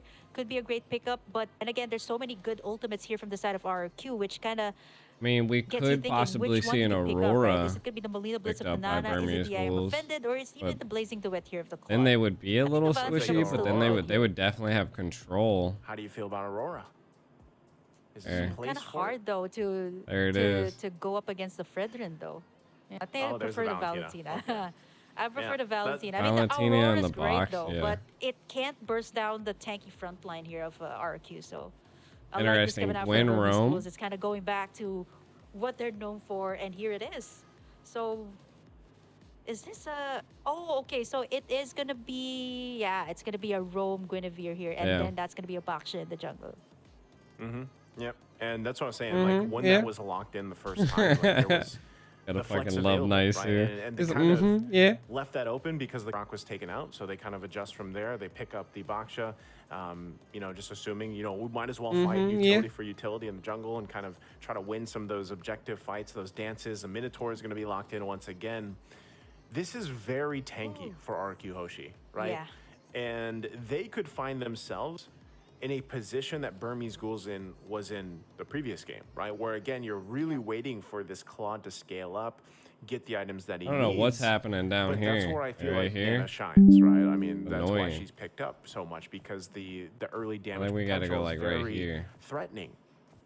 So the fact that you have a Valentina now is actually going to put you up to par with that, not to mention just having Terrify in her kit as well, kind of helping around the kind of early skirmishes that will happen here, and you have to respect her damage Likes as the well. Ruby So to EXP. this is a lot better. Like, I like the Valentina a lot better than the Faramis. I know Faramis, you know, some people be like, well, you can build them in a certain way, pick up a certain emblem, and you could have great damage on a Faramis. Yeah, you could, but, you know, this I like this better because it also goes back to what they did yesterday in one of their quickest games, 12 minutes. I think after this just like match, we saw in the I'll previous have to game, was a very quick snag game some from RQ Hoshi. food. So I feel like the pieces here to this puzzle for the Burmese Ghouls is exactly what they need. So, all right. jumping into the game, The Atlanta's casters gone. are still here. Game number 2 here. Oh. We're still on your screens. There Yep. it is. I was gonna say we are Now gonna we're be here. jumping in too. So, game 2 already. Early action as well. But yeah, anything standing out of the ordinary here for you, Kim? Who's the richest caster now? Look at the emblems. Nothing I don't know. out of the ordinary here, I would say. The spells, though, you got the Purify from the Brutal. Again, that's going to be crucial, too, especially since RQ has all of these setups, right? You got the Minoan's Everybody says, I mean, Minoan's Fury, rather, if you're you implementing also got Banana Side, NA, North Not to mention the America, Blazing Duet, too, from the Claude. and It's not going to be easy for overseas, Stitch, though, but I would think if say they go I'd the probably route be here the of being, richest caster. aggressive early on, which is kind of what they're doing right now here. But I up just against don't RQ only Hoshi. cast, so. Yeah, already. Saksa going to take some damage, but again, these are, you know, very tanky heroes that don't have a ton of damage right now, so no one going to go down. Still a lot of CC potential, though. Brusco should be fine as well. And one thing that's great about the Minotaur, especially later on when he kind of rushes that Flask of the Oasis, it is tough to deal with, but hold on. Brusco could be the one in trouble as he's going to go down to first blood. Now Arad. Oh, God. Burmese Ghouls, look at him. This is the aggression that you guys wanted. Exactly what they need here in game 2, Kim. Yeah, level 4-2 gonna be attained here by the Valentina in just a bit. I like how they picked this up too, compared to the Aurora that you kind of mentioned, which is also still good.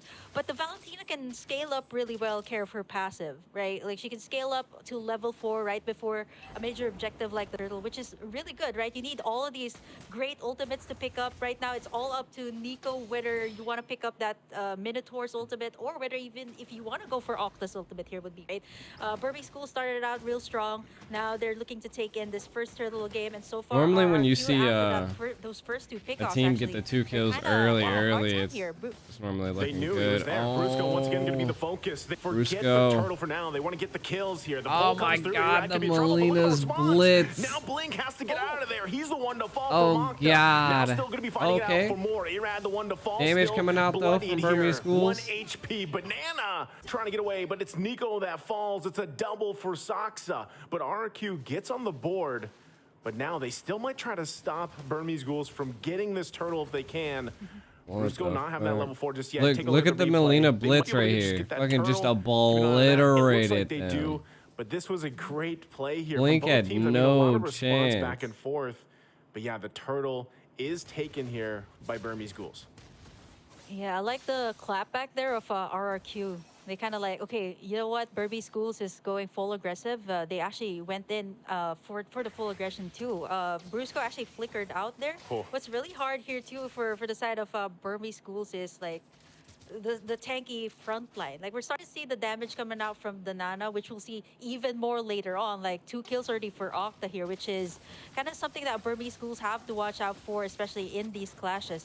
Even here on the top side, we have to check the laning phase here of Stitch and Skylar, and so far Skylar has been doing well up against this Bruno as compared to earlier. Like a lot of poke here coming out from both of our marksmen. Yeah, he's got to be careful here though. I saw Saksa Oh, the rolling in. red tree. Still hungry for it though. They should be able to protect him. Good rotation and response from RQ. Right now, also, the fact that I don't know if they still want to put the pressure here, but like you mentioned, Octa having those 2 kills early on will help him scale up pretty well. He does just have that magic penetration for currently the arcane boots, but he'll still be working around building up. And it looks like Burmese Ghouls still wants to put the pressure here on the top side. Irad going to spot Blink out. Trying to get a little bit of extra gold here for Stitch, but ultimately resulting in nothing for now. Yeah, you see how Burmese Schools also positioned themselves over on the top side, right? Kind of anticipating that RRQ Hoshi might actually create some pressure here up against Stitch. As long as he's fine, right? As long as he's able to get in his first 2 items, that should be good. Which is actually pretty much what the Burmese Schools has been doing so far here. 4 minutes in, they've been taking all of the turtles, and not to mention, like, I want to point out that Saksa has been getting all of the kills too, which is really good for a Baksha here in the early game. If you think about it, it's not easy, right? To have this Baksha. You got the Nana, you got all of these frontliners, you got the taunt from the Fredrin, so it's not going to be easy to go up against them. But for Burmese Schools, as long as they can keep this up against RRQ, have this early take-ons onto the turtles, winning in all of these clashes, they should be okay. You see Nico actually popping in. Wow. No follow-up by RRQ, though. Yeah. That was a little bit of a rough call. He's the one to flicker in. Now has to continue the fight. Nico jumps in as well, trying to find him back, but on the run, Appraiser's Wrath comes down. Octa flickers in. Delar's still alive. Dude, but 2 Banana flickers goes for in Delar. and gets the kill. Still going to be looking for more. They find Blink as well. RRQ able to find 2 kills when really, I mean, Burmese Ghouls, they didn't have to go for that. Yeah, for the side of Burmese Schools, I think RRQ Hoshi knew that they're going to be aggressive. Oh no, Stitch just got collapsed. You got all these 3 heroes. Yo. The burst that they have. And now, RRQ Hoshi right now, a little bit aggressive, going to the jungle side of the Burmese. Oh, yeah. Okay, Nico not going to be able to connect on his own. I'm offended. But Brusco now taking the brunt of the damage. Still, will he be able to get away? He doesn't as Blink gets the kill. So still a lot of back and forth here from both teams. Kim, economically though, it's pretty much even with all the action here. And now it's the 5-5 even across the board. Yeah, if the economy is kind of equal, what you kind of take a look at is, do they have the map control? How's their gold laner doing? And so far for RRQ, this is what they did in the last game, right? Getting in that map control is so vital for them, even though they didn't really win those early game trades up against Burmese Schools. They managed to be able to take in the space, and mind you, this is a Claude you're talking about. Oh my. Okay. Oh, damage. He's actually okay. He is not going to be able to get away. Ooh, great setup once again. Spatial migration into the Requiem. Able to get a kill now on the bottom side. They're going to focus here. Putting the pressure still. Like you were mentioning, you know, you have to look at who has this kind of advantage, right? And space-wise, yeah, it's RRQ. They've got 2 turrets. Burmese Ghouls, though, they don't care right now. And they're going to be making their way to this next objective, the turtle. If they can secure this one, it'll help them just a little bit deal with this. But right now, look at this. RRQ Either team like snowball. They want to fight for it and get this positioning. Burmese Ghouls getting the first turret 2-0 of the game RRQ for themselves here on the top side with Delar doing the work. What up, Mary? But nothing committing just yet. They're going to back off. Saksa going in with the rest of the team. Nico has the guy on the fender himself. They're going to catch Brusco, though. Brusco waiting for the team to come in. Delar goes in. 1-2 punch gets the kill. And Brusco out of the picture here. Now down a member. Burmese Ghouls for the taking for this turtle, unless RQ Hoshi can do something. Yeah, like what Delar did there too. Is actually going to recall back to the base after taking in that turret and joining in. Are they going to force the Lord to spawn? Kind of adds up to the burst damage that they had. Not only do they get it in the form of like Blink here with the Guinevere, but with Delar actually joining in the fights, it's actually pretty good here for Burmese Schools. But Delar also understands that he kind of needs to take back the space that RQ Hoshi has been taking, and so far he's doing it. They're gonna go pretty for much it. what the Burmese Schools has been doing even in the group Ew, stage. Blink. Ew, Blink. The Blazing Duet. What a good bait. Skylar going in with Blazing Duet, gonna force him back. Irad able to get the turtle though off of it. Irad. So they're happy with it. Delar able to get the next turret down to the bottom side. So trade at cross map objectives for now. Was that worth it? Is that the good call for Burmese Ghouls here, Kim? Oh, I think man. it's a point that Burmese Schools kind of understands that RQ Hoshi, Okay, they've been taking in, they've been winning in Shout out all from these team fights PH. so What far. up, So bro? Delar, I like what he's doing, and this was what he has been doing even in the group stage, right? Creating the space for Burmese schools, and you really need this, especially in the current meta that everybody really loves to go for team fights, and sometimes you don't even notice it. You don't really have that space in the map. It's gonna be harder to go for those team fights, especially like once these turrets are down, you kind of have to send someone back in. So it's gonna be like -1 when it comes to the team fight. So not only do you have to join in the team fights, you have to get the map control too here for the side of Burmese schools, which is what Delar has been doing so far here for the side of Burmese schools.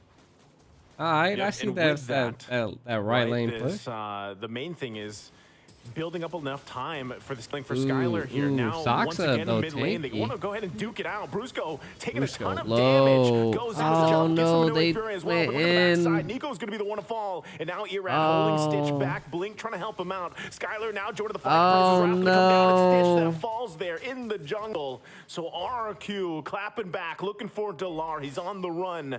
Into the jungle he goes. Banana going to stick to him. Cancels him out from the dash. And still going. Might even get the kill there in the solo, but also looking at the replay here. Or maybe not. Look at how this unfolded. We're pushing it mid hard, though. Chase there, by the way, on the live cam. GG. But what a setup and what a play here from RQ. Oh, they're going to RQ's doing so well. Like they're getting him. Oh, yep. Delar, you tried. There it goes. Yep. Well, he was successful though. He was able to take down that second tier tower there on the bottom side. And if you look at the goal too, like it seems like RQ Hoji is managing pretty well up against the Burmese schools here, but it's not that far of a gold lead. It's 1,000, yeah, 1,000 gold lead at least here for the side of RRQ. If they manage to take this Lord, this should be at least a little bit more space for them to take in at least all of the second tier towers here for Burmese schools. Again, the space for their side, and not to mention, like if you look at Skylar's stats, 203 on this Claude, you saw in that last replay that he was already shredding apart all these tanky front lines that the Burmese schools had with just one blazing duet.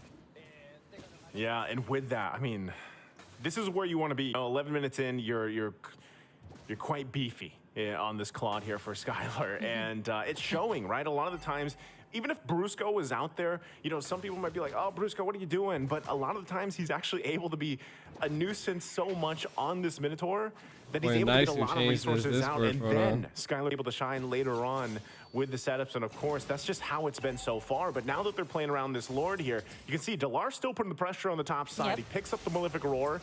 He's going to go ahead and try to get that, but there it's the tier 2 going down in the mid lane. Irad, Mark, you're going to end this there at bay. 11-minute games each time. If he still gets to that base, it looks like Skylar is going to go back.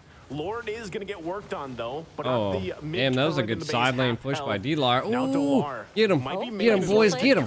Sick him down. Conceal play going to be used as well, but it gets spotted out for now. They don't commit. So, again, Delar is just trying to find what Why you use the conceal play then? Now it seems like this was the same case. Like this Paquito seems to be a staple choice here for the Burmese schools, not only for Delar. There was also a time in the group stage that this was the thing that Nico has been doing. And taking a look at the items here so far, it is going to be, wow, Skylar at least leading. I thought they were going to use that conceal play to actually do something. Nearing already 10,000. That is way far from what Stitch has. 1-2-0 on the Bruno. He's already gotten that Wind of Nature 2, just in case he gets picked off here or gets into like a head-to-head here with Delar. Having that Wind of Nature is going to be crucial in the team fights. It's going to be clutch, right? That's what that's going to be. And like I said, when Claude gets to this point, you have these 4 specific items locked in. It's really tough to deal with because you also got to catch him, right? The way that he's going to use that BMI to kind of get out of some of these situations. Octa picking up a Divine Glaive as well. Minotaur Fury with the flicker combination goes through. Look at them getting whittled down. Sox could be in trouble. There's the knock-up, though, and he's able to get her out with the BMI. Now Sox is the one to fall into the jungle. Delar trying to get the punches off here, but he's got to respect the damage. I'm offended. Not going to connect. And they might still just pull it back. Still 30 seconds away from this Lord. But RQ finds a kill. People need to ban Nana, the bro. swing of the gold too from 30, like get 30 Nana out of here for the side of RQ. Then it swooped all the way up to like a 4,000 gold lead right now, just with that one shutdown onto Saksa, which is exactly why RQ was willing to commit that clash. Like Saksa was right in the middle, Skylar having that insane amount of burst, plus Octa too. So it's not going to be easy for a Baksha to just roll in when you have the Molina onto him. Actually, if you take a look at the replay, you might actually catch it. He gets in that Minoan sphere from Brusco, and at the same time, it really set things up here for both Octa and Skylar to just free hit him. Now it's going to be the first enhanced Lord of the game. It's so hard to catch her. RQ Hoshi going to be starting it up. Let's see, Burmese Ghouls, do they actually want to try to pull something off? Soxa could come down to it. If they could Nico get this holding Lord on to that Ruby ultimate once again. I feel like that's the only RQ way. knows what's up. Delar also positioning here. They're going to have to go for it. Praise Wrath going to come down. Irad able to secure it, though. Gets the Lord. And now Sox left to his own will fall into the river. Now Blink in trouble. Gets I'm offended combination here. Flickers on out. Delar couldn't do anything but watch. And Soxa's the one to fall RQ, ready to make the power play. I mean, it was a good attempt. The attempt there of Soxa to try and steal in with the Lord. Roll in and click that retribution. But I think Burmese Schools kind of was trying to go for maybe possibly a split push. Like if you look at that particular moment when Soxa was going to try to go in, like you see Delar and Stitch going to try to make a move on that mid lane, but it's a little bit too late now because Enhanced Lord for the side of RRQ, they can take all of the inhibitors here. They don't have a good amount of burst to take down the front line. Oh, yeah. Here comes mortality though. He's going to get pulled. He has the immortality, but there's the Minion Fury going to be dumped in. Look at the damage, though, coming out from Skylar. Able to get the kill on Soxa. Yeah, damn, Molina's Brusco's the one to fall from Delar, though, so it's a 1-for-1 for now. Can they hold it together? Blink going to be able to jump in. Takes quite a bit of damage himself. The flicker comes through, and he's keeping him at bay. Lord finally going to go down. Nico has to run out of there, buy some time, some space, but he ultimately dies. And they hold on to a sliver of health on this turret for a little bit longer. Delar trying to keep the minion at bay. Banana jumps in, finds the connection. But look at the damage from Delar. The 1-2 punch isn't enough to get the kill, and they still live, bro. Looking to end the game, looking to end the series here. Can they do it? 3 down for Burmese Ghouls. It looks like they're going to take the discipline out here, Kim, and back off for now. Yeah, if they overcommit there, they could have been punished there by Stitch, who also has one more Lord and it's almost all over. the items that a marksman needs, right, in the late game. And by this time, like 16 minutes in mid to late game, everybody has what they need to be able to go up against your opponents. It's just being so passive compared to what he was before, as compared to Burmese Schools, is the burst damage. You've seen it in the Nana. That was like 2 hits onto Soxa. He also has the Athena's shield there, so even that wasn't able to counter it out. And not to mention, I just noticed his emblem here right now, that additional burn that you get when you pop in your skills from that emblem from Okta. So kind of really hard for the tanky frontline here of Burmese Schools. They're going to have to rely on Stitch here and even Blink. Then again, same case from what they had in game number 1. Great solid front line, but no one to kind of answer out to the back line here of RRQ Hoshi, because Delar's busy pushing, right? Delar's busy pushing. There's no one to take down the Nana, no one to take down Skylar. World. He's also very mobile here as a club. Oh, no. When you're looking at RRQ Hoshi here, Skylar 3-0-7, Octa 4-0-8, it's tough to deal with, like that kind of damage, because it's very... It's kind of like even if you try to get them down, you have to work through the passive. You have to work through a BMI. RQ should have brought out a Layla, bro. There's so many things to fall through. Not to mention get through that front line, right? The front line. Not to mention the peels available with a Ruby or even a Fredrin, right? So this is going to be a Lord, most likely going to the hands of RQ once again, unless Burmese Ghouls can do something about it. But even Soxa just trying to get some of this vision. Yeah. Blink like an Akai would have been a better option Still, here. Lord, less than half health here. They might try to make it a miracle play if they can pull it off. Stitch positioning here is going to be crucial as they approach this. But right now, RQ, yeah, Delar taking a ton of damage. He's kind of out of the picture. So now the numbers in the advantage for RQ, and that's going to Lord going in their hands. There's nothing Burmese Schools could do with that, considering the fact that Delar had to go back to heal up. Sending Delar back was definitely... Skylar, to think that they had their eyes on the Lord, and they were also keeping Delar in check, right? He was trying to go for the mid tower, and RQ Hoshi knows that. They have all the space that they get, so if they actually took Delar down there, that wouldn't have been a big thing. But for RQ Hoshi, right, they've gotten everything secured. They got all these beefy front line to kind of contain that Lord pit. And he's like, you see how Skylar was chunking out real fast too. So at this point, everybody has everything that they got, to the point that Iran's already chunking up all of the damage. Gets tugged in though. Wow. Irad already taking a ton of damage. Immortality going to be pop. Blink as well. Still has his. Can they pull it off? Look at damage. Delar going to be taken out really quickly. Skylar on the backside still going. Sweet. Lord's still going to be up here. They want all the kills before they end the game. It's a triple for Skylar, and they take the series in a sweep, sending Burmese Ghouls out of the tournament. Bro. To think that we thought that Burmese Schools going back to their identity, it did work out for them. Actually, it did. They took back the space early to mid game, but unfortunately for the side of RQ Hoshi, the damage when it came to the late game. Crazy. Two bursts coming out from the Molina Blitz, and at the same time they had to deal with the Blazing Duet. And mind you, they haven't shut down Skylar or Octa that entire game, so that already sends their gold lead all the way up. Without the shutdown gold, without the items, it was really hard for the side of Burmese Schools to bounce back. I mean, even taking a look at the highlights here, like you said, Kim, there was some moments, once again, from Burmese Ghouls that looked pretty good, but every single time, I mean, this, as we jumped into this highlights, like we're already minutes into the game, and RQ Hoshi just had an answer for so much of this game. And really, again, this is really pointing out why Nana's so strong in this current meta. I mean, it was impossible for anybody to get to Octa. And then that was the kind of thing that we were talking about. You know, Delar was really trying to put pressure around the map. Yeah, he was able to get some turrets and actually get some space to work with. But even with that case, like, there was no opportunity really for Burmese Ghouls to punish because the lineup that they had to work against, you know, and great setups here. A lot of the times, Brusco doing what he has to do on this Minotaur pick. Yeah, that, I mean, he's the one that's soaking up all the damage. I mean, he's the first one taken out. Like, if some people would argue, actually, what is Brusco? This was like a whole different Burmese Ghouls than what we've seen yesterday. But this is the same thing that happened to Deuce Volts. If not like, him, it's actually Irad. HomeBois came like super prepared. Irad was the XP lane. Deuce Volts just collapsed. Burmese Schools. And by the time like Skylar and Octa already had all their items, all they needed to do was make sure that they had the prime position at the back. And you see that, like, you see there were times that Delar actually tried to AP go for BREN Octa, right? in the grand finals in the upper bracket. Like, oh wait, no, I can't take it down yet. It's I feel like Blacklist versus Onyx really gonna be here for Burmese Schools too. probably the what we're gonna see. RQ Hoshi were so hard to catch. Like Skylar, you could just BMI out. Octa here has that passive, plus the tanky front line here for RQ Hoshi.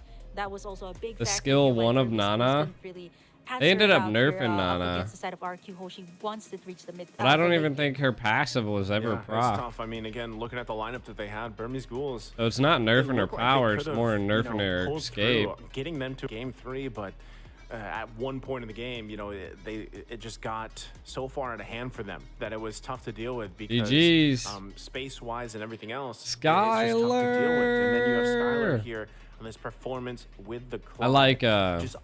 Skylar. He got time to he's really good at marksman. That you have this Nana able to provide such a threatening presence in the damage department early on, and a lot of it, like I said, and you mentioned this as well, Kim, like, you have Brusco doing what he has to do, you know, on this Minotaur. And sometimes, like, he's going down. Like, that's his job, right? So people are like, well, Brusco, what are you doing? Well, that's his job. And it was what are you doing, Brusco? Allowing Octa what you doing? to not die, to stay in the position he had to, and buy time. Again, that 11-minute mark in this game was where Skylar, like, pulled through. He had 4 items. He was able to unleash. He was able to do everything he needed to on this Claude. And so, again, it was just really well orchestrated from RQ Hoshi and taking this series in a sweep.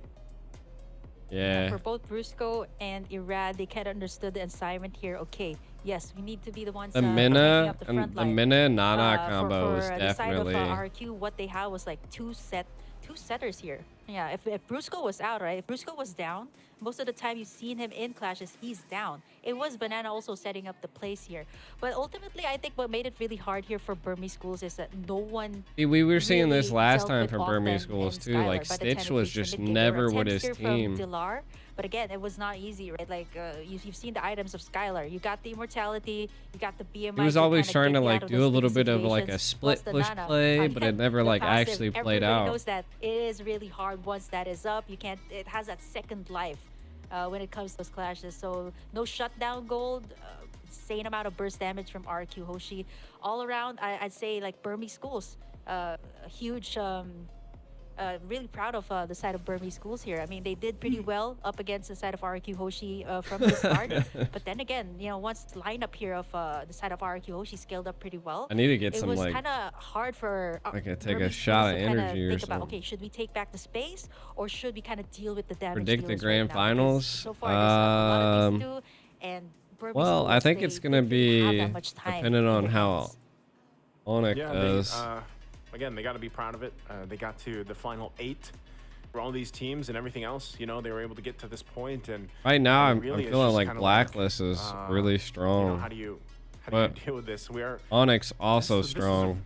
We're seeing a video here, so I mean, statistically speaking, I don't think we're going it's there probably going to be Onyx versus AP BREN. Burmese schools, but they get to this point in the tournament. They had some amazing games. I kind of want Blacklist to make it. Just take a lot of what they learned here and kind of take that as a lesson as they proceed for the rest of the year. There's a ton of MLBB action like this year, and we're just getting started, right? So just great job, great performance from them, but ultimately that's the nature of competition. Burger Kim, like, someone's got to go home, eventually. And now that we are just waiting to see exactly what happens. Other team for captains, the rest of Haji. today. That's Of crazy. course, our next matchup is going to be in a little bit, and that's going to be AP BREN and Master HomeBois. the I'm sure basics. people are, really excited about that. So again, that was the first series that we had here between RQ Hoshi and Burmese Ghouls, ending in a sweep. I was hoping for the 3-game series, but unfortunately that didn't happen. RQ Hoshi looking strong as ever. Burger Kim, we are going to be showing a short video for you guys. Gives us a little time to kind of reset here before our second series. So you guys go ahead and take a look at this video. In a world that seeks a balance between metaverses and healthy lifestyle, video games and traditional sport, live shows and web entertainment, we found the only way to harmony. Introducing a new era in the realm of sports, Phygital, a revolutionary fusion of the physical and digital worlds. This is an unparalleled mix of the most exhilarating and dynamic youth sports disciplines, all integrated with popular video games and cutting-edge technological devices. This unique sports format is accessible to all. Anyone can participate in Phygital competitions. Any sport has the potential to evolve into a Phygital experience. Football, basketball, hockey, racing, martial arts, shooters, and many other sports have successfully adapted to the new reality. The 2024 Games of the Future is a global multi-sport event that represents the pinnacle of Phygital sports worldwide. This the event is so damn by cool, best bro. Clubs and teams, bringing together 2,000 participants from over 100 There needs to be something like this in America. It marks the beginning of a series of top Phygital tournaments that will take place annually worldwide. The current official program of Games of the Future includes 21 innovative disciplines. They are classified because it does sound like that the like the TikTok and the Reels narrator. Tactics and strategies, openness, show, fun, and healthy lifestyle. Coming our way is the exciting Phygital era. So stay tuned, join our global Phygital community, and come over to the upcoming Games of the Future. I mean, I think it's going to be AP BREN. Of the new era. Games of the Future. AP BREN just doesn't seem to make mistakes. Generations. Ladies and gentlemen, welcome back from that very short break here in that video. Kim, we just witnessed the first series of the day, of course. Like we said, it was RQ Hoshi sending home Burmese Ghouls out of the tournament in a sweep. And now ahead of us, we have the next matchup that I know a lot of people have been waiting to see unfold here, and that is going to be AP BREN and HomeBois. So, Burger Kim, it's going to be a good match. A couple of minutes here to reset. How we feeling?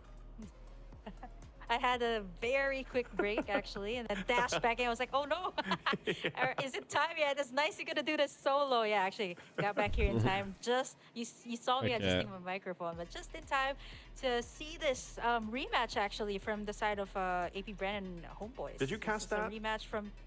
Yeah, I did. Like yeah, you did. You did. Yeah, I did. Yeah, I cast that one. It was a 2-0 for 2-0 in favor of AP BREN actually. What can we say about AP BREN?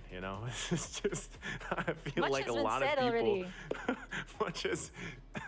much has been said about the the squad. Valley did. BREN, and you know, I have to say, as someone who has watched a lot of their world tour in a way, they are a team that just, you know, how they play in game. Don't you try to eat my Angela? That their synergy is the same. Stop that. Outside of the game. And Stop I feel that. like that's one of the things that makes them a very strong team. And Yeah. I want to say, like, a lot of the teams are probably like that, you know, to a degree. That's what they work for. That's what the coaching staff. My And cat everyone keeps really trying to tries eat my build little that like environment for Angela these players, figurine but it's very. that I have on my mic. It's very apparent play style of AP BREN, I feel like. So for HomeBois specifically, it's like, you know, for HomeBois, based off even what we saw yesterday, you know, sweeping Deus Volt, by the way, a team that surprised everybody in M5 even. That says a lot, you know, for HomeBois. So it's like they are in a way, I know it's been a day, but like they're on fire. You know, they're feeling pretty good about what they did yesterday against Deus Volt. And they did it in. I mean, I think if I remember, it'd be a huge upset if they win, but games, hey. But I think there was one a little bit longer, closer to the 20-minute mark, and then one that was under the 15-minute mark. I'm gonna go grab my my HomeBois, morning really breakfast real fast. Is what they did in their second game yesterday, where they pulled out this lineup that is not a lineup that you see all the time. I know it's popped up similarly in other games, you know, but it's a very magic damage heavy lineup, and I believe the picks were they had Harith in the gold lane, they had an Aurora in the mid lane, they had the Guinevere, and that interaction alone between the Harith and the Aurora worked out really, really well, because you build into an interaction between having Harith with the Starlium Scythe, you know, the damage and how his kit works, and then of course you have Aurora. I think one of the first items from there was like a Genius Wand or something. So like when they clash in these fights, the magic damage was so overloaded. We got some strawberry. It was a very quick game, you know, against Deus Volt, and they had a hard time dealing with it. And then they threw in a Vendetta. And it's like, then it's just like chaos everywhere around the map. Yeah, it's tough to deal with, right? I'm getting a Red Bull so I can have some energy. And the reason why I'm pulling this up and saying this is I like that HomeBois is not afraid to go outside of the box, because that's exactly what I'm trying to save my energy for casting, you know? This is a team that loves to go outside of the box and top do global weird things that they want to. Top global TPers versus AP BREN. Yeah, we don't care. We'll put Frederick in the mid lane. You know, and I know we've seen something along those lines like throughout the games of the future so far. So I feel like, if anything, HomeBois has to go outside of that box more against a team like AP BREN. And if they want to get to that 3-game series, or possibly send AP BREN home. The reason AP or not AP BREN, the reason HomeBois won last night was because they just didn't face any CCs, like any hard CC. Who has been in the scene for quite some time, even in last year, right? Like, you've seen a lot of VODs about AP BREN. They're everywhere. They got like the SEA Games, just to mention a few, the MPL, and of course the M5 World Championship. So there is a lot of things that you can actually see in their VODs, what they're comfortable with, what they're not comfortable with, what do they prioritize banning out. And for the side of AP BREN, they're also very, very I would say they research a lot about their opponents too. So it kind of seems like they're also very calculated too when it comes to their drafting phase.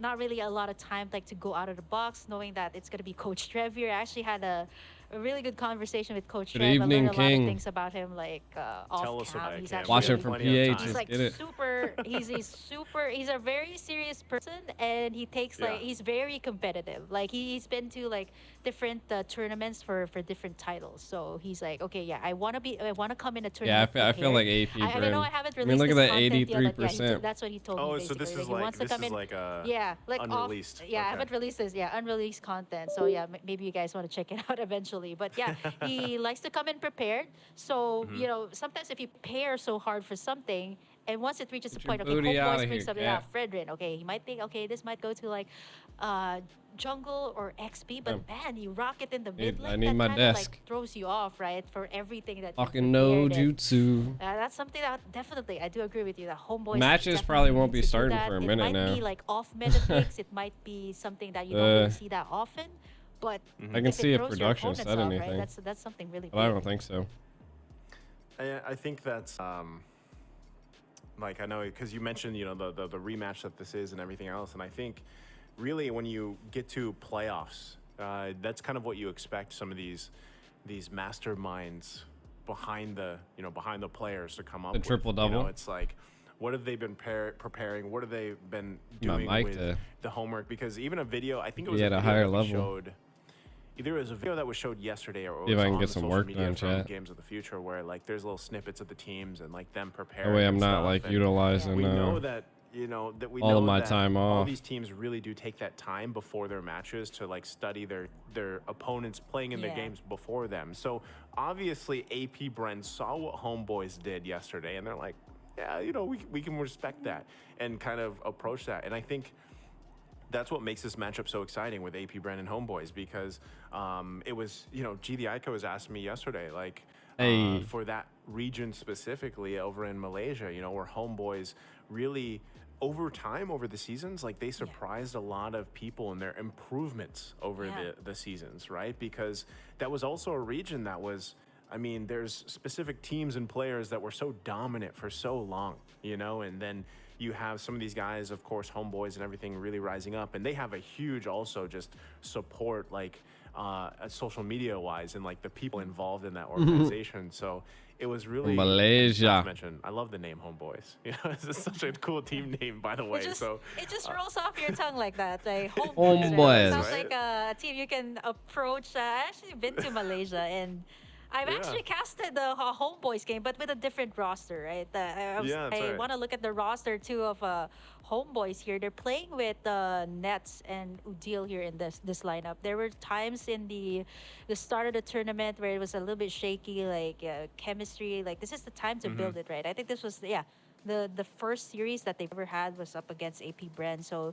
there were times that I'm not so sure what went on in the clash, or like somebody shot called and it went differently. So maybe I think this time it's a bit more fleshed out, since we're already like going to like the semis already of the tournament. So I think so far what they've showed yesterday, definitely AP BREN, they're coming in this prepared, and I think they're gonna leave no stones unturned here for this particular matchup, since it's gonna be a rematch, right? Yeah. Let me ask you this, because you brought it up already, and I guess this is a hot topic of discussion, and the fact that HomeBois does have Nets here, the impact wise that he could have on this lineup, because like you said, it was a different roster, but you casted some of the games personally over in Malaysia, and I'm sure you've kept an eye on them. How do you think, like, is the play style still pretty much that Malaysian play style, and then it's Nets adapting to it, or is it the opposite way, where like Nets brought something from the Philippines or his personal play style, and it just kind of fit into that style of the HomeBois and that Malaysian flavor, if you will? Like, what do you think about that? Yeah, I think Nets. By the way, new sub here. Thank you, King. Thank you, King. Welcome. HomeBois has, like, the first time I went to Malaysia. If I'm not like, too attentive right now, like the casters are kind of just casting and yapping. They were telling me, okay, don't be surprised if you see the clash, like it goes, like it keeps on going, right? Like sometimes if you see the clash, they are not. I wouldn't say they're not that disciplined, but it's more of like they want to go for these all-out clashes. And I think for Nets, he's that kind of gold laner that is not afraid to, like, first pick his hero. Like we've seen it several times. HomeBois are from Malaysia. Like, even in the game of AP BREN and HomeBois, do you think like, the GOAT? Prioritize the Harriet when all Kyrie. the other marksmen were still available. Like he's like, you know what? Kyrie's just the show goat. Let's go for my comfort pick Harriet, which actually did pretty I'm kind of well doing some of work the right games. now They too, just so weren't able to close it out. I think it ultimately I'll look it was up at all the about, chats the and map stuff. control that the opponent had, but eventually, like what Nets actually brings to the table here is kind of like the Filipino playstyle, right? The discipline of like taking in the objectives. I read like to it's perfectly on IRQ if or IRQ. You were gonna say it because that's what Nets is known for. He's known for that, right? Like, how many times in the daytime I'm an accountant, chat, so for Nets, but how I many got like times money I gotta send out. Said nothing but Nets, because he's like gone with that backdoor play and won multiple games, like in the league. So it's like, I agree with you. Like, that's something that he brings to this Nets is doing so well. Play style from HomeBois, and it's funny if he can keep up that same energy as yesterday. Over there, but I have respect to the. I'm doing mafia work right now. You know, sending millions of dollars to my sometimes you're wondering how my associates. Like, some of the intensity that they have in their matches over there are just like, I mean, we have them too in the Philippines. Don't get me wrong, you know, but it's like. Regions have their specific kind of like play styles and stuff, and let's be honest, Philippines is one of those regions that did master and really do well with the objective play style, and we are, you know, at the same way we have these crazy clashes and stuff like that, but man, in Malaysia it's kind of on a different level, I feel like sometimes. So but again, looking at the matchup that we're waiting for, it's BREN and HomeBois. And it's in just a bit we're going to be watching them walk. They'll probably end up banning that, to be honest. And we know that they have, like, even AP BREN. As we take a look at the lineup here, getting ourselves familiar with them, a team that is well known around the world. It's Ogwen, Kyle Teasy, Super Marco, Flap Teasy, and Few. These guys, Michael Jordan's the GOAT. Man, not only do they just perform time and time again, but I feel like. Almost, it seems like in their playstyle sometimes, like in the early game, they're very experimental, and then there's like this switch where they're like, all right, let's flip the switch on, and we're going to just end the game in the way that we need to. Because there was actually a game that they had earlier on, before we got to the playoffs, where it was a 30-minute game, and like they were struggling a little bit, and sometimes it looks like that, but then all of a sudden, boom, AP BREN, they're just like, all right. We know how to punish mistakes very, very well. So let's take a look at the HomeBois roster here, Kim. Yeah, speaking of the HomeBois, right? Like all-around clashes. Let's see if they'll do the exact same thing since they're talking about AP BREN, who can go for the punish. HomeBois, you guys know them, Sorn, Sepat, and Chibi, and of course with the addition of Udil and Nets to their lineup. Sepat was doing good yesterday too. Like Sepat, Nets, slow start for HomeBois here. Zorn was just going insane in the jungle, never missing the red trees. And now looking at what they have so far, what they've pulled off so far in the tournament, I can safely say they can kind of give AP BREN a run for their money, or maybe at least extend this to a 3-game series, like a 2-1. For this rematch between HomeBois and AP BREN. And not to mention that both of these teams are actually the respective champions in the respective regions. MPL Philippines for AP BREN, install in Discord. MPL Malaysia for the side of HomeBois. Yep. Good pointed out. Also taking a look at their picks here. Most picks, most bans, very similar to what we've seen, of course, throughout the tournament. And at the same time, you're probably they look like us. That Joy slip through the Matilda or anything like that. But both teams. Well, I would say for the rest of the tournament, a lot of these teams will really be trying to prioritize the Guinevere, that Ruby pickup. Claude has been phenomenal so far. We know that AP BREN loves the Claude and likes to play around that style. They look like us. Like I said, you can be a little more chaotic in the way that you approach these games. You're rooting for HomeBois to lose. And fucking hilarious, like, Elijah. Again, when we're talking about what they have to do, and it's outside 80. of the box, There's the chat says a 14% chance that they could win. It's once again like what we saw yesterday, where it was I believe it was a Lancelot pick that was picked up by Chibi. I can't recall if it was game 1 or game 2, but he was able to pull it through against a utility jungler, right? And a lot of the times it was that timing. Chad's bugging. That he has, and the way that he kind of works around that is what's tough to deal with for some teams. But when you're against AP BREN, it might take a little bit more, because that's what I was saying earlier. Like the punishing factor is what I'm concerned about for HomeBois, right? Because I've seen it time and time again where it's always, I remember this. Almost has very similar timing from each game. And it's like the timings have been mastered, of course, by AP BREN. That's exactly why they have the accolades they have from this previous year, especially because you're talking about the decisive. Is that Onyx brackets too easy? Like, sometimes they give up the turtles because they know that when it comes down to it, we got to control that first lord and everything. But there's always usually a play that they make before that first lord. I know other teams do this too, but AP BREN does this very specifically, and they usually pull it off. So that's what we have to kind of keep an eye on here. Goddamn AP BREN. And that's why I think, again, going back to the strengths of the HomeBois, because we have to point that out, and because most people will say they might be the underdog here, right? Depending where you're from and everything. So it's like, you want to point out, how does HomeBois pull this through? And I think that's the main thing, is making sure that you kind of withstand those timings that have been mastered by AP BREN, and leading into that first Lord specifically, because we've already seen this earlier, Kim. Like, we saw teams, AP BREN's, we saw I mean, unless HomeBois just pulls out like, and that can't happen here, right? With a god teams of that caliber, especially like AP BREN. So that's what I'm going to be looking out for. Yeah, for HomeBois too. Like, I love how you pointed it out. Like, it's been a long time since Harris been like stretch out really long. But looking at the side here of AP BREN, they do I don't have know that if Blacklist switch, would be like easy you for mentioned, Honor. right? Like, I've seen this in their game up against HomeBois. Actually, HomeBois did a pretty good job in the early game. They managed to actually Don't let Haji get Tigreal, that's for sure. jungle camps, and eventually, you know, it was a little bit harder for Kyle Teasy to kind of get in his farm. But it was just that one game-changing clash. Flap Teasy versus Boots or Ogwen kind of started up, and it just kind of shook things up there. And then HomeBois wasn't able to bounce back. So for HomeBois, either they kind of contain AP BREN. Like, even by the time that they reach that last turtle, or even the Lord, if they get AP BREN contained, or maybe not let them get that setup play, it should actually be good for them. But looking at the HomeBois right now, I mean, kind of hard to tell what they'll pull off here in this very first match. Knowing that this is going to be a rematch, they could actually go with, you know, what they did yesterday. It did work out well for them as compared to what happened in the group stages. Well, since we still have, you know, some minutes here before they get prepped up and ready to walk out on stage, again, there's a live audience for the people watching online.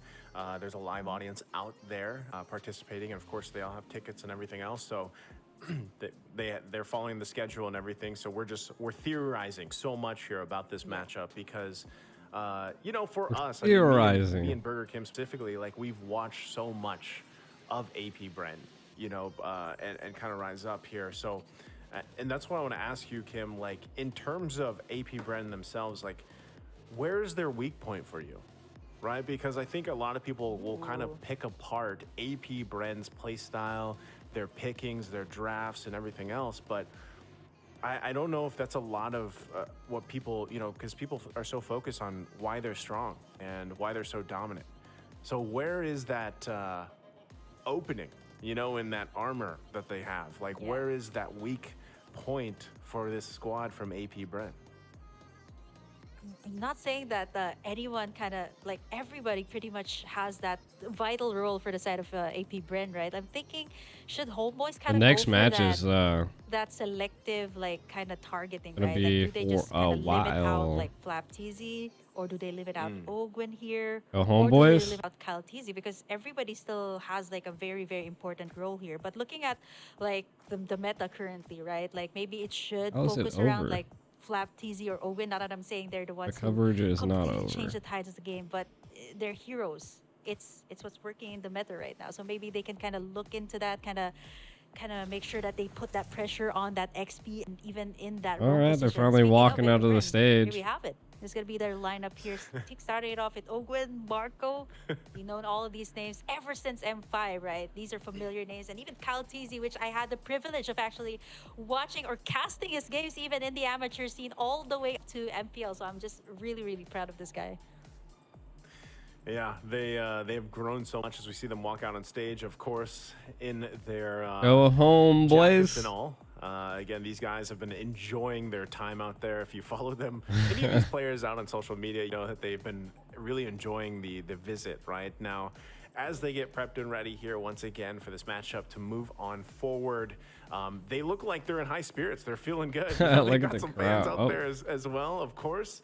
But going back to it, you know, that, and before HomeBois walks out here, that's the thing. I think, you know, you really kind of have to focus on the draft, but also draft-wise, you only have so many picks. You only have so many bans. You know, you kind of have to just pick what you're confident in. If you're HomeBois, as we see them get prepped and ready to walk out here, but knowing that there's probably a curveball coming from AP BREN in some form or another that could work out in their favor, you just have to play at top of your game, you know, for HomeBois. And it's for, you know, however long it's going to be, whether that's 11 minutes or 30 plus minutes, you've got to be able to have that mental fortitude to match AP BREN. And, you know, that's what I love HomeBois say, about chat. how they tie in. Even this, like even Games of the Future, the phygital is combining the physical with the digital, right? And I feel like AP BREN, that's one of their like core values, right? Because Coach Ducky was all about that. Like, you guys need to lift weights, be in the gym, because it makes you physically stronger.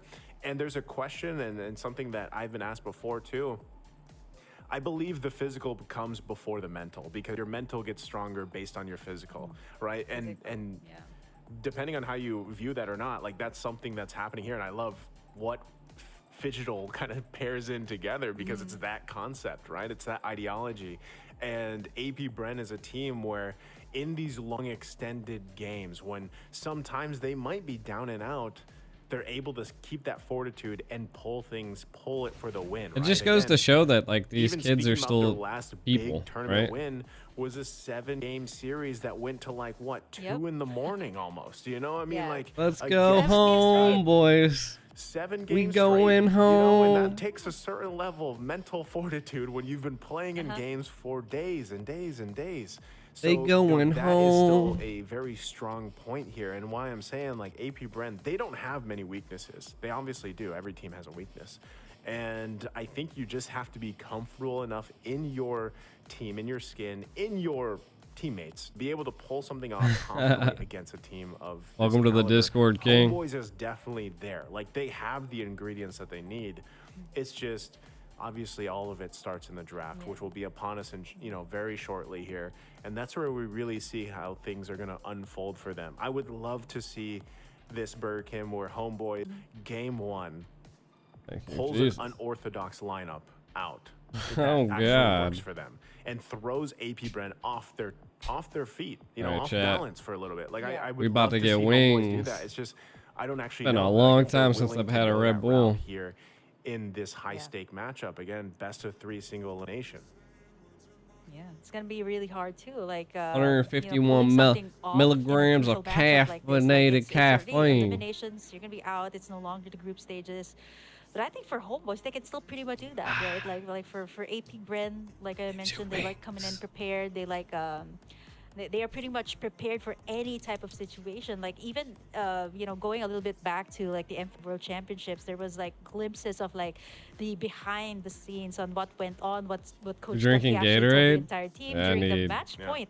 In like the this. BO7, right? Like something like that can. Even though this is throw literally AP BREN off. 100% of the sugar you know, that I trying to catch someone can by take for the surprise day. is just by picking up 50 something grams super of sugar, contemporary, like, which is something that I'm a huge fan of, because not only does it give you like a lot of talking points, right? There's so much possibilities for that kind of pick. Say, you know, you pick something, what is off meta right now? Like something off meta, you pull it off and like, where's that gonna go, right? Like HomeBois actually did that even in the group stages where, okay, they got a Barrett's there, they got a Ruby there, they even got like a Paquito there. So I was like, okay, this is pretty much all even set. a Like Paquito Barrett's there. going to the jungle roll. And then boom, they pick up. That is like, a lot of Shelter sugar. for their final pick. And I'm Welcome to North America, where where you are the rest of the you heroes drink gonna sugar, go, right? Like, yeah, that's what we were talking about before we actually headed into the match. So that was really pretty interesting and very bold, I would say, coming out from the HomeBois, which is something I'm a huge fan of. And that's what it's going to take, right? And we can only guess so much until we actually get to the draft here. But she was fairy. Regardless, there's still a lot of room. Dude, do you see this like gray in my hair, picks, chat? but like picks that This we're is not I'm turning into Granger. These final couple days left for literally turning into Granger. I think you're going to continue to see that. Actually, I think by the time whatever 2 teams end up even in the grand final, you're probably going to see some coconut water surprise or another, right? So with that being said, here we go, jumping into game 1 draft here. AP BREN and HomeBois. One of the teams have to go home, you know, and it starts here in this best of 3 game 1. AP BREN will have that priority, that first pick, what they're going to be going for, and I wouldn't be surprised unless it's banned out, Kims. Guinevere is probably going to pop up, you know, possibly for the first pick. We'll see if one of the teams actually want to go that route and just kind of ban some of these heroes that we've been seeing constantly picked up in the first phase. Oh wow, AP BREN most immediately takes away the fairness. Yeah. I think this kind of I goes thought to they were show gonna say that AP immediately BREN takes might away the kind of hair. go for that like massive chain CC type of composition, and the fairness is kind of one sustaining in the clash, something that Udil has also picked up like even before. Matilda's still not going to be open here. I think that's one of the top band, or let's say it's open. Actually, there was a time, yeah, it was open for AP BREN to take. That was also the matchup with HomeBois where, you know, Owen got in this Matilda, was the MVP, not a single death, and he actually built the Matilda to be like a magic damage Matilda, like Holy Crystal, 11-minute that finish. kind of light up. So that was pretty interesting coming out from their side, and it worked. What you really call it? well for them. That's what I like to call the big damn Matilda. You know, like you just build it that way, and it's got the damage, and it's a threat big because actually the damn way her kit Matilda. works, it has good poke potential, and then you build it that way, it gets scary. Right, so it's a good ban. I mean, obviously, even without that, like Matilda's constantly banned out just because of how strong she is. Nolan also being taken out of the picture here. We know that AP BREN loves that pick if they want to go that route. We'll see, though. Once again, I've already taken care of this. Even with this is still leaving some of you those say 10 minutes? heroes that are pick up in the first phase. Team Joy GG, is which still is the open, Ohio still brothers in available. North Of course, you America, still ended have the their game Rubies in available. I think like You 8 still minutes. It have was crazy. Nana, of course, that has been in high contention for a lot of the different teams here. So even ban-wise, this is a little bit different. Like typically, Sheesh, I know, right? That they AP BREN's the one to just be like, you know what, insane. take out Guinevere. So this first phase of the bans from AP BREN already is a little bit of a different pattern than what we've been seeing so far. Yeah, I was gonna actually point out, like, I was curious why AP BREN banned away that Orlot. Like, most of the time, even all the way back to the group stage, too much sugar. Is what they would prioritize, especially when they're on the blue side. Did you see how much sugar this thing had? AP BREN kind of wants to bring out something. It was like 50 grams this time. And as for HomeBois, there's a lot to take in here. I mean, yes, you're gonna be the last one to ban out a hero, but also at the same that it can kind of like leave you out in the open. What do I ban out? Oh, he's bouncing off the walls. I was actually thinking of the joy that AP BREN could pick up. It's gonna be taken out here, but if AP BREN kind of wants to go the safer route, like they pick up a Ruby here, which is pretty much standard for everybody here in the tournament.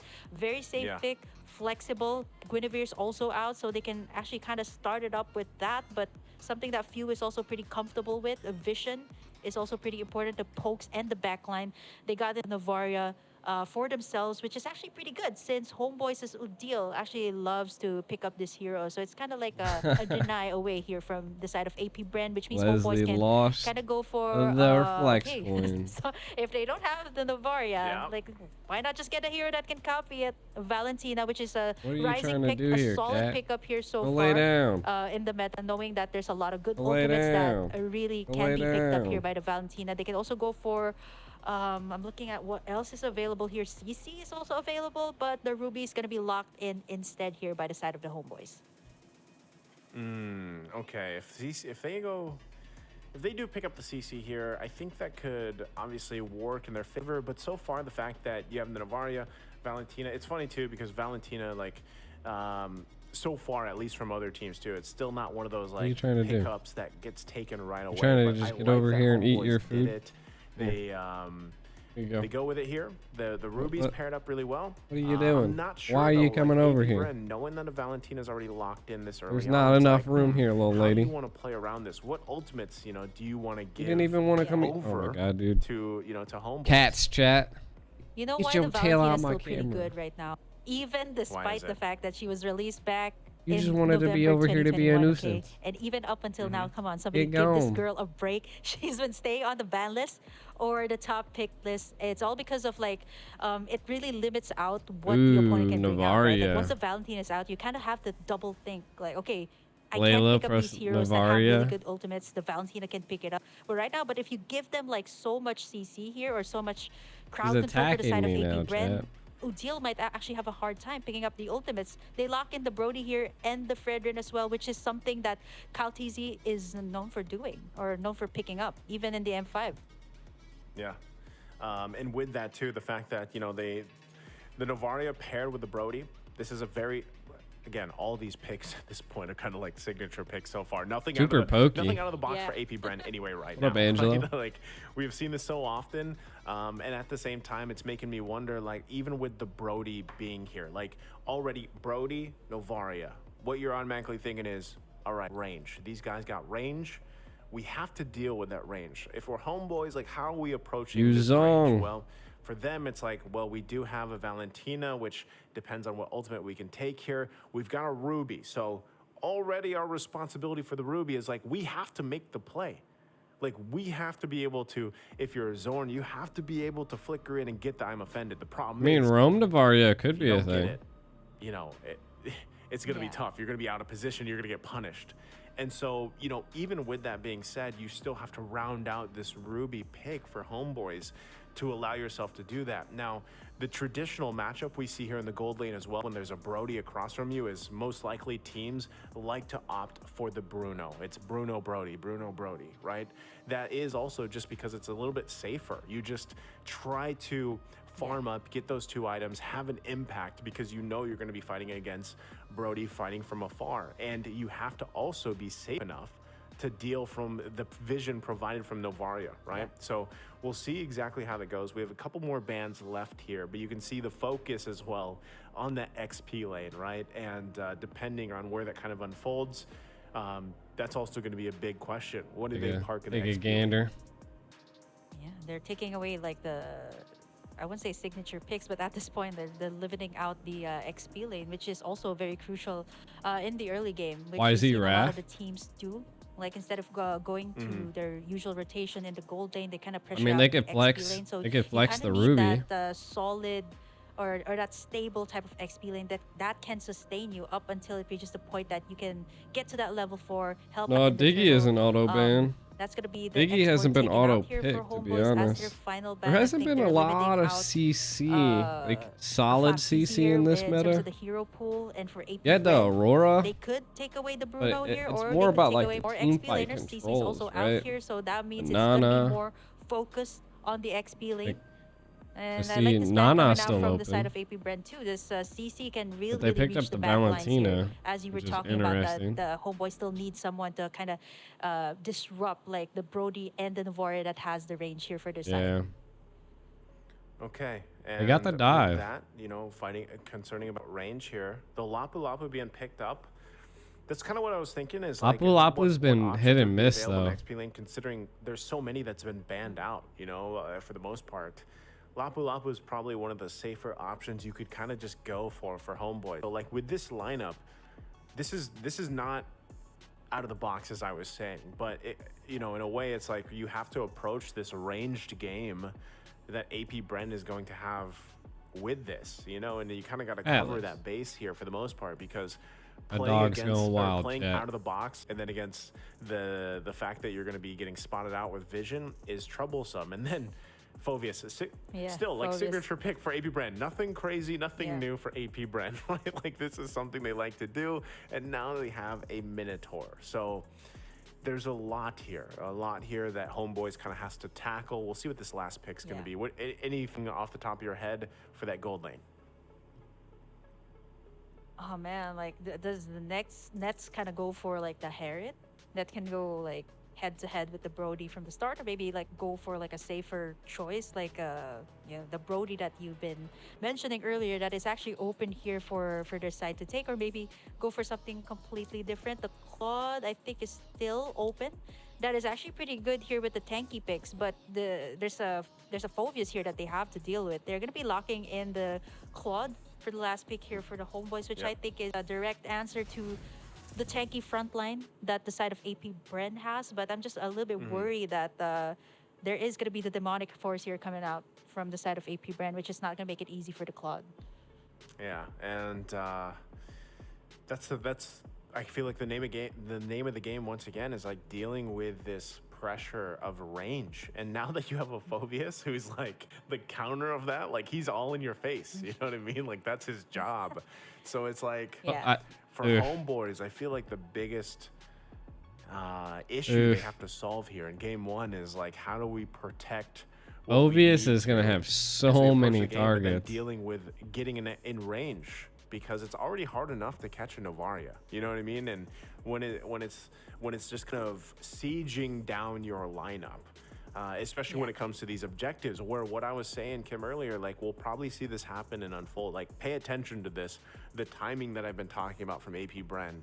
I wouldn't expect it to change so much because they had it down to a T, and leading into that first Lord is probably going to be very crucial for them, even with this lineup. So, you know, with that being said, we're jumping in here into the land of Dawn. Game number 1 in this second match of the day, AP BREN and HomeBois. Ogwin, though, taking some damage already.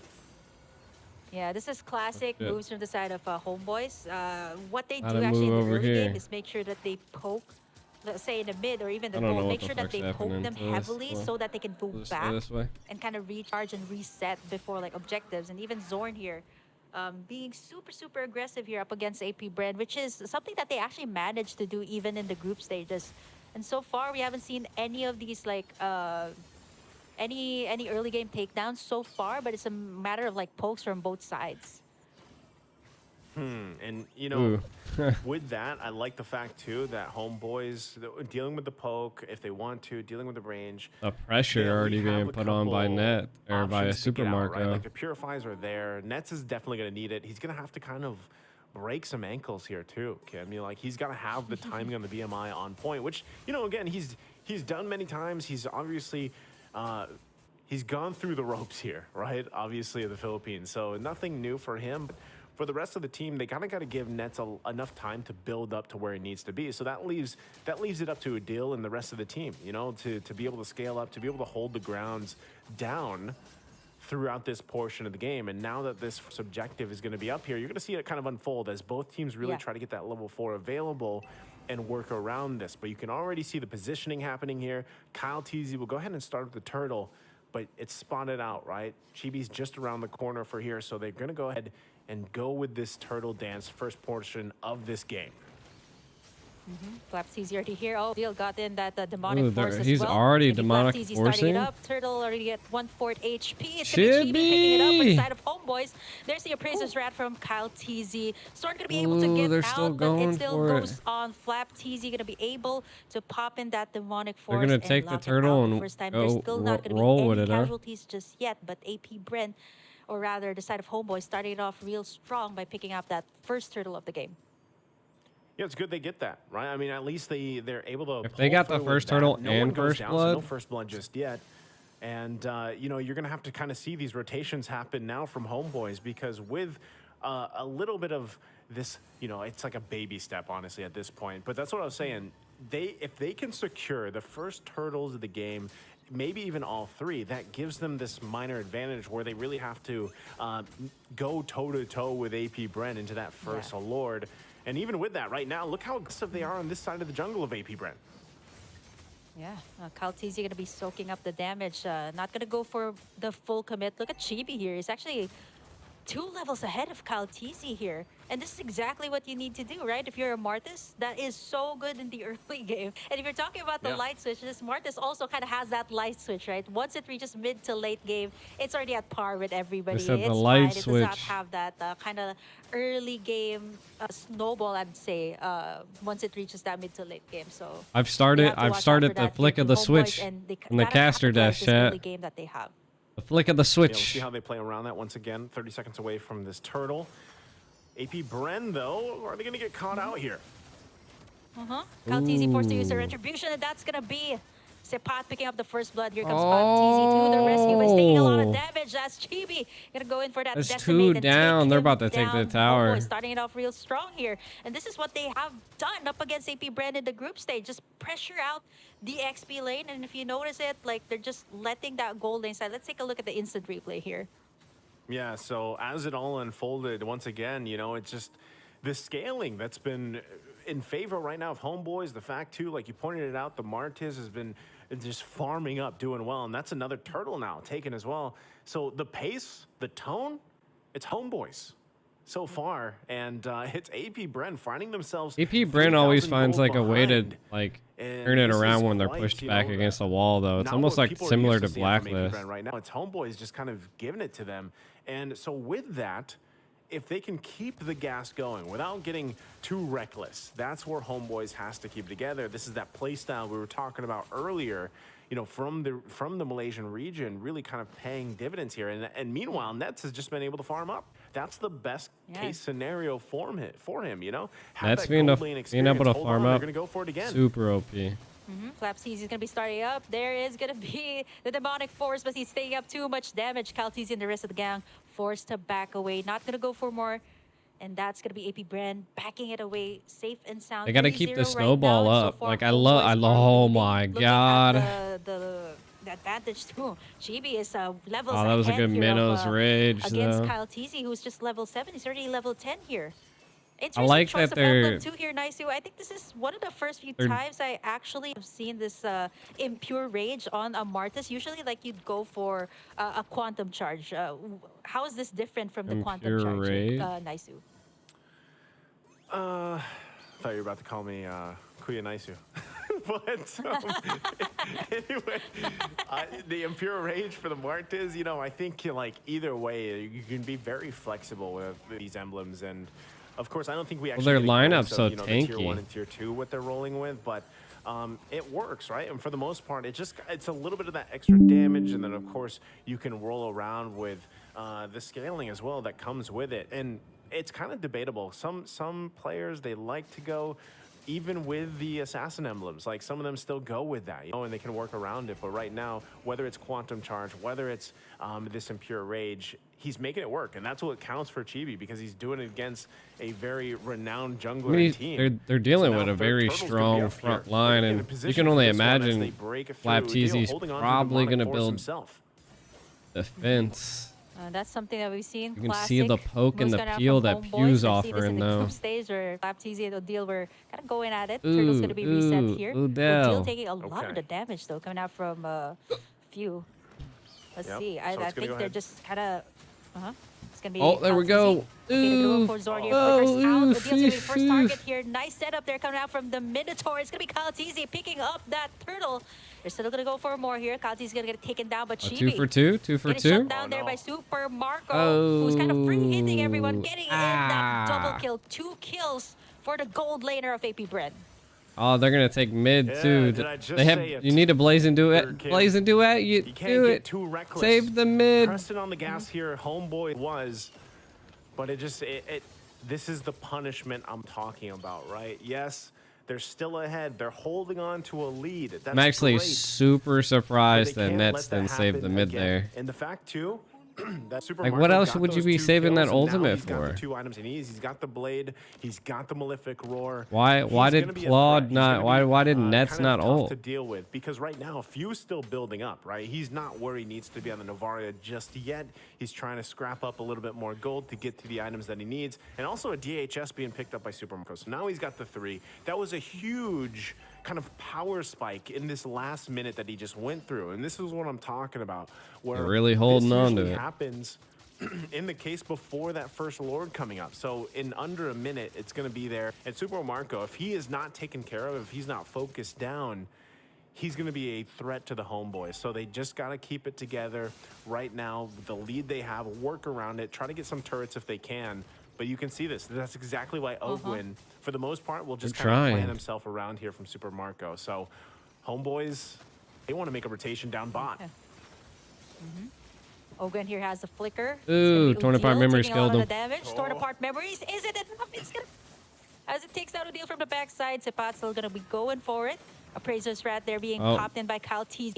There it is. Sepat's gonna get taken down, but HomeBois is getting disrupted. Oh god. And the rest of the HomeBois are gonna be running away from it.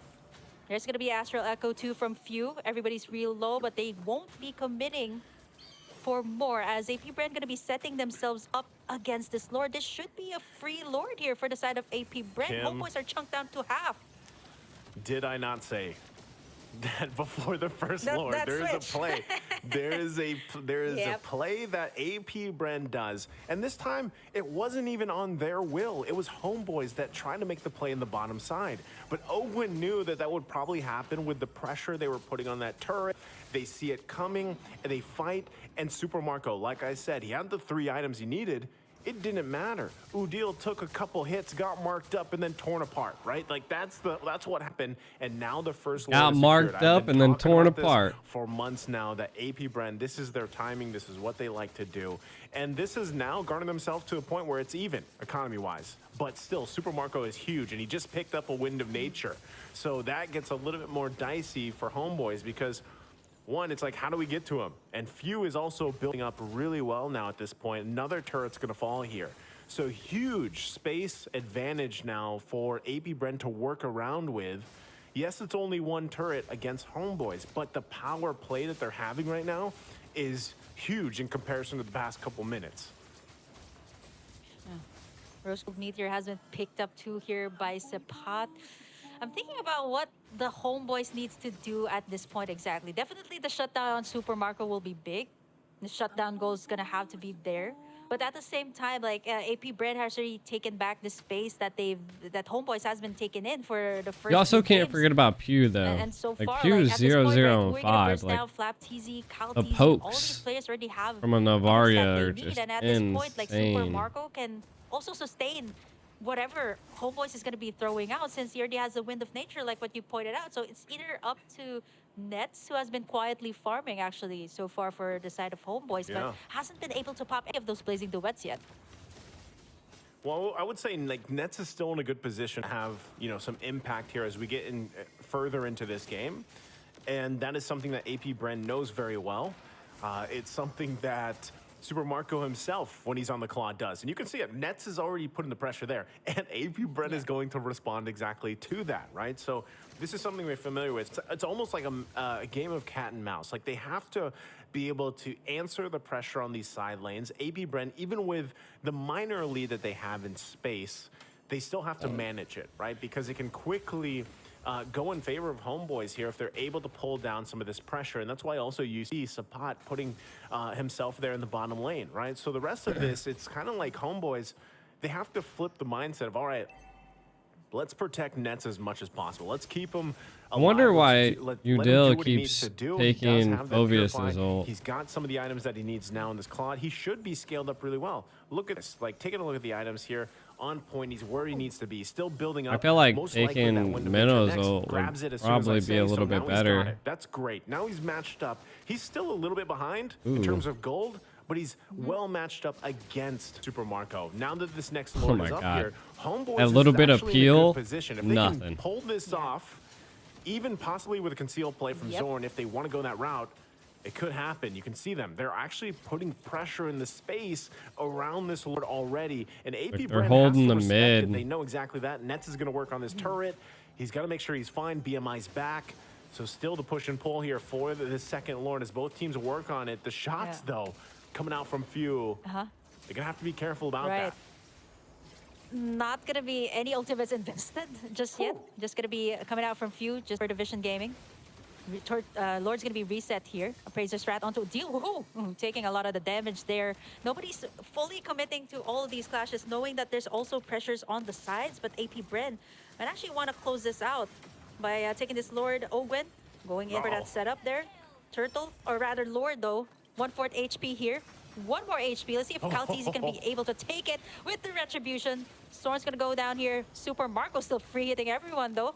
And AP BREN might actually just reset there and actually take their time to pressure the side of HomeBois here. But, you know, HomeBois, I like the attempt. There was some light there. They actually could have made some plays. But now AP BREN, this is where they're good at. They're going to be pressuring this mid tower. Second tier already down. Only the inhibitors left here. Oh, that's tough. Again, still going to be fighting it out. Chibi going to try to keep them at bay here. Nets as well with the rest of the team. They still have a little bit longer for Zorn to be up. Couple seconds here. They should be full forced, of course, by this time that AP they're just going ham right now. So there's like not much they can do. Like we just saw from that last exchange, they approached it very well. HomeBois for a little bit looked like they had some control, and then AP BREN punished them, and it's still Super Marco having a massive game. So now Lord's here. It's going to go ahead and charge in. And it's the enhanced Lord too. Be knocking on the doors of HomeBois. Look at the damage too coming out from Few from the backside, poking everyone before they shred this Lord. AP BREN could actually go for the pressure here. Pressure in all of the lanes. knowing that Few is just at the backside to cover. Kyle TZ going to be jumping in, soaking up all of the damage. Flap TZ not going to be investing that Demonic Force just yet. There's a tug from Zorn, but it's not going to do much as AP BREN just going to be backing away from that one. Yeah, they don't have to find it. I mean, for the most part, AP BREN, they're very objective-based right now. That's what they're thinking. They get the 2 turrets. They're most likely going to get this third, too. It's only a couple hits away. And still, they might put the pressure to actually force a situation if they want to. Chibi already taking a couple shots on the marks here. Yeah, a lot of damage. But look at the backline flank. Trying to go for the backside. Goes for Bravest Spider, but he gets spotted here by Super Marco and the rest of the gang. Zorn, Flap TZ just zoning everyone. Oh my god, they can't stop him. Demonic Force is still up as he goes. Does Zorn not have anti-heal, bro? Are also crashing in here for the side of AP BREN. They might actually just go for the finish, but there's just a lot of heroes still up here for the side of HomeBois. They might actually just reset here and try to go in for the next Lord. Okay, they take the discipline route, they back off.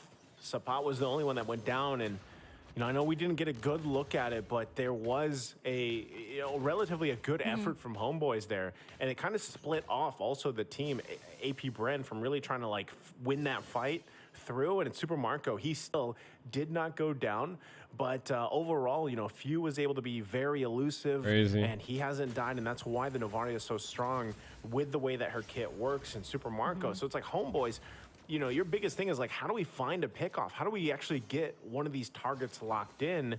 And, at this point too, Nets has the items that he needs. It's not really much of an itemization thing. It's like, how do we actually execute this and pull it off? And that might come down to just going toe-to-toe with these Lord fights, right? Like, the next one is now up. We're nearly at the 17-minute mark. HomeBois has the items they need. It's like they just have to win this dance, and that's what they're going to get prepped and ready for. But Ogwin also waiting patiently there in the bush. Udil holding on to his own Demonic Force. We'll see how they approach it. Lord going to be half health here. Super Marco also double buffed up. This is very crucial on how HomeBois tries to get in position here. Not sure if they're even going to be able to right now.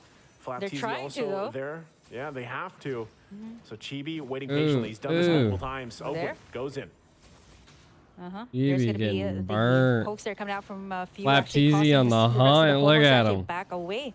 So one wipeout can actually take them down. They don't have any inhibitors left, and that's going to be AP BREN. Oh my god. I believe the second Lord of the game actually here for this side. So without any inhibitors here, second enhanced Lord for the side of AP BREN. This can create a lot of pressure, but for the HomeBois, right, they have to find that pickoff on the back lines.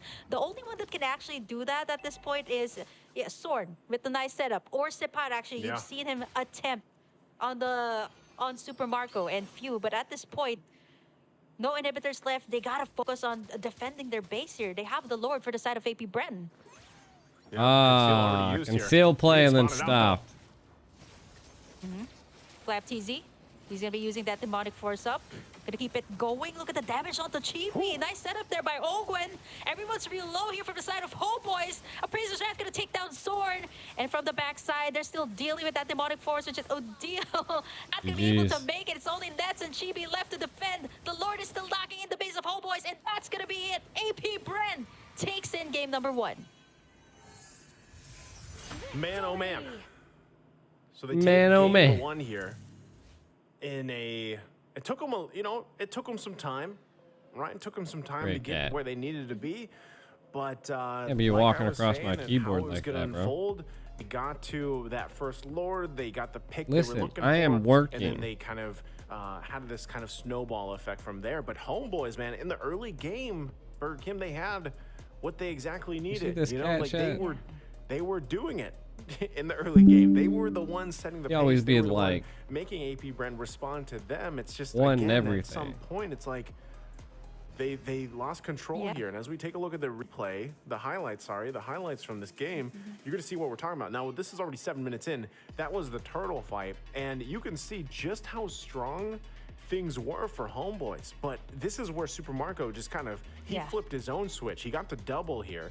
And this is where the scaling really went into favor. We've seen him play Brody time and time again. And when he gets these 2 kills, 2-3 early kills like this, that's what happens. He scales up really fast. He's very good in positioning. Super Marco as a player, that's one of the things that really stands out for me depending on whatever marksman he's playing in the gold lane.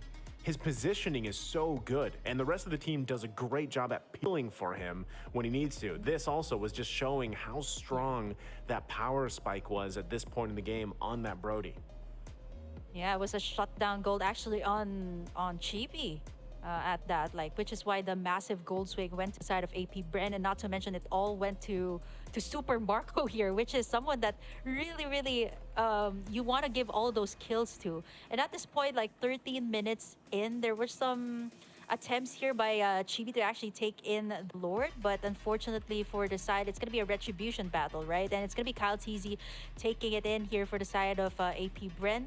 And once it reached the point that, you know, there was only the inhibitors left here for the side of AP BREN, what they did right was actually take this safer route. Asking in the next matches. Not force anything too crazy here in the final encounters.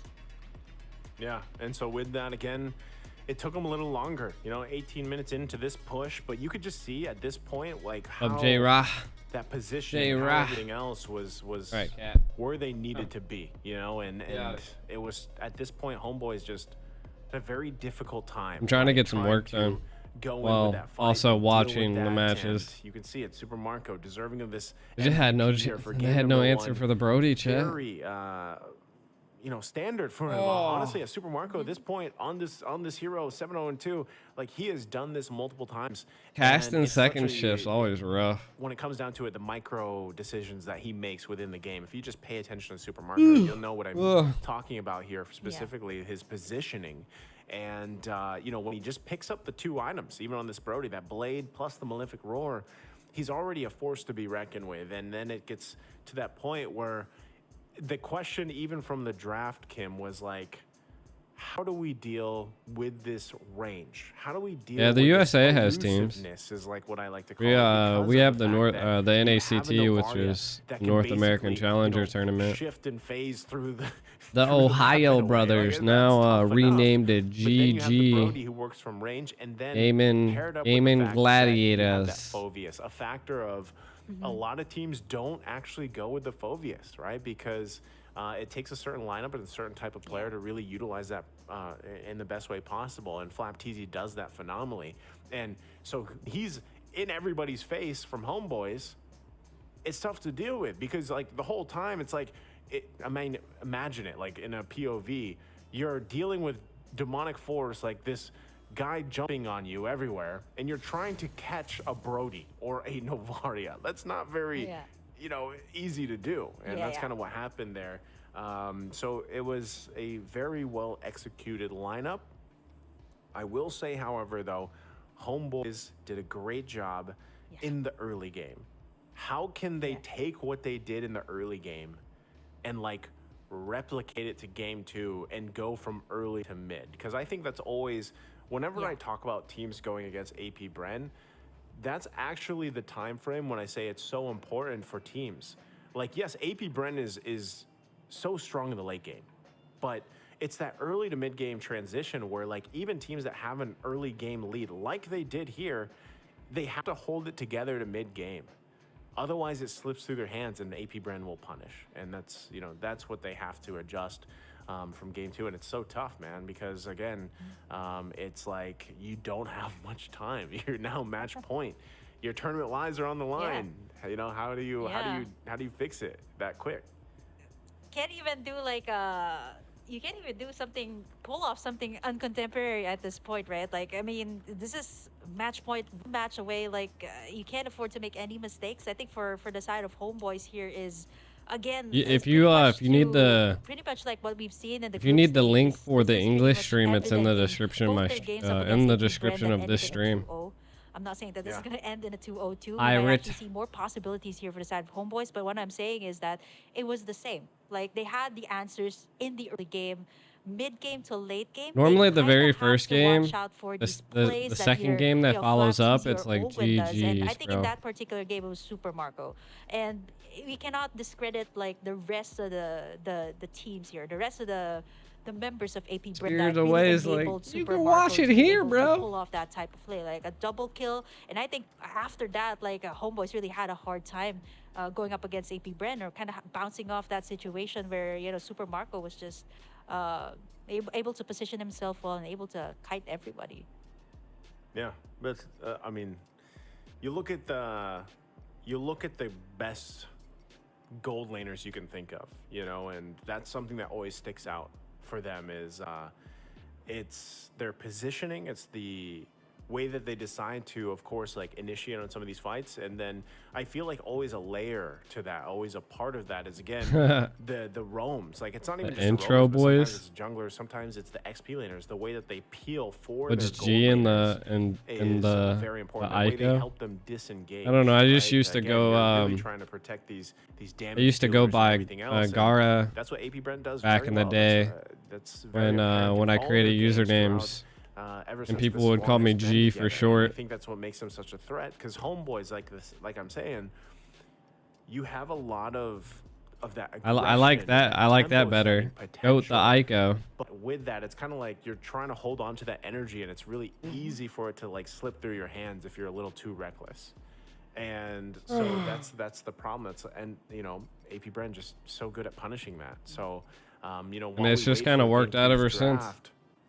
And I agree with you, Kim. Like there is room here, obviously, for HomeBois to take it a game 3. HomeBois like, just didn't have any possibility that we could see a game 3, because this was just didn't have any like game that was not in control. Ruby's good, but so like you gotta execute her really well. And it almost makes me kind of wonder. Like I'm trying to think. No, I'm not too sleepy. Time for them to go with that. I'm just working at the same time. But like go with that lineup again. Like not that specific. I'm kind of tired. Maybe they try to replicate it. I don't know. Like there's waking up. I woke up at 3:30 a.m. Like so. is that the time to do it? Where it's like we want to put all this risk in the early game. Yeah, well, I was thinking like they did pull off that Hellcurt pick for the last pick in the group stage, right? Like a Hellcurt. I get why they actually pick that up. Like you need someone to deal with the back line. I'm thinking something along the lines of like maybe an assassin, right? Like they're going for the more contemporary draft right now in the current meta, which is, you know, utility, tanky types of heroes. Maybe they can try to pull something off like that. Not, I wouldn't say like in the jungle role, but maybe in the roam role. Like Sword could perhaps pick up something like that, but he's known for pickoffs, right? He's known for these setup plays, so I'm not so sure if they're gonna go that route here for the side of HomeBois here. Like I'm thinking something along that lines. They need to take down the back. NA is not in this tournament because game number 1. And I'm just trying to think because it's in Russia. What route they could go, you know, for the most part, because that's the problem is like North America, and then that's why it's hard to. From what I know to like get into like esports overseas is just because like North America situation where it's like, all right, they just match point. What do we do? We're like such a powerhouse in the world that because you obviously have like the tools that you need. They just don't want us in everything in the early game. And that's what I always think about those lineups that are outside of the box. And that's why I said yesterday when it popped up, I was like, this is actually genius for what they want to do. Because it's a different kind of lineup that you don't see all the time, right? And if there's other iterations of that, then great. Like bring that to the table in this game where you're now facing your match point of your tournament life, you know? It might be the time to do it because, like I said, you got to throw AP BREN off balance. 90% chance that AP BREN wins. Yeah. Sometimes, if you can get a lineup for you, the teams were invited. Early to mid game, dependent on ending. Like let's. I haven't seen the China Invitational. Start countering us with items, right? With defenses. Yeah. That might be the best case scenario. I think this is the only tournament I've seen. Even, you know, and try to do that. And I think for HomeBois, like that might be what they have to do. And this is, again, coming from a region that is known for these weird, unorthodox, niche picks, cheese picks, whatever you want to call it, man. And that's where I think they need to fall into place here while we wait for Game 2's draft. Yeah, just when you think that it's only RQ that's able to pull that off, right? Like picking up a Layla, if I'm not mistaken, in their last game, and it came off as a surprise for a lot of us. Like I actually thought that it was a redraft coming in from the side of RRQ. Apparently, it was locked in by them. So you know, things like that, like it kind of, you know, throws you off, and at the same time, like what are they gonna do with that? How are they gonna play that? For the side of HomeBois, they've already shown signs of that actually in their previous matches, and honestly, I would love to see more of that from the side of HomeBois, because they're known for picking that up.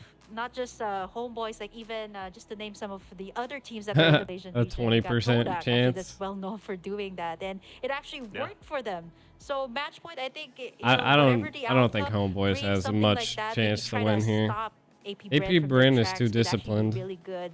And I mean, if you go with the contemporary lineup, it's kind of very much predictable right now. But if I think it's gonna be Onyx or Blacklist their International. Or their final. We'll see. We'll see if Onyx can take out Blacklist once again. Like, you kind of got to be like, you can't be what people are expecting at this point. I mean, like in terms of the composition, and this is always the case, really, like for playoffs. Like once we get through group stages for any of these tournaments, it's really where you have to pull out all the stops, and sometimes it's like, where's this thing you have a little more breathing room in some formats where it's like, all right, this might be a best of 5 or something like that. But with the best of 3 pressure and then immediately being at match point, you have to pull something through. And then even then, if you get to that game 3, Kim, like you have to do it again. You know what I mean? Like you have to pull that out again or something different, or maybe AP BREN. Fovius really fucked HomeBois though. Being 1-0 currently, they do it,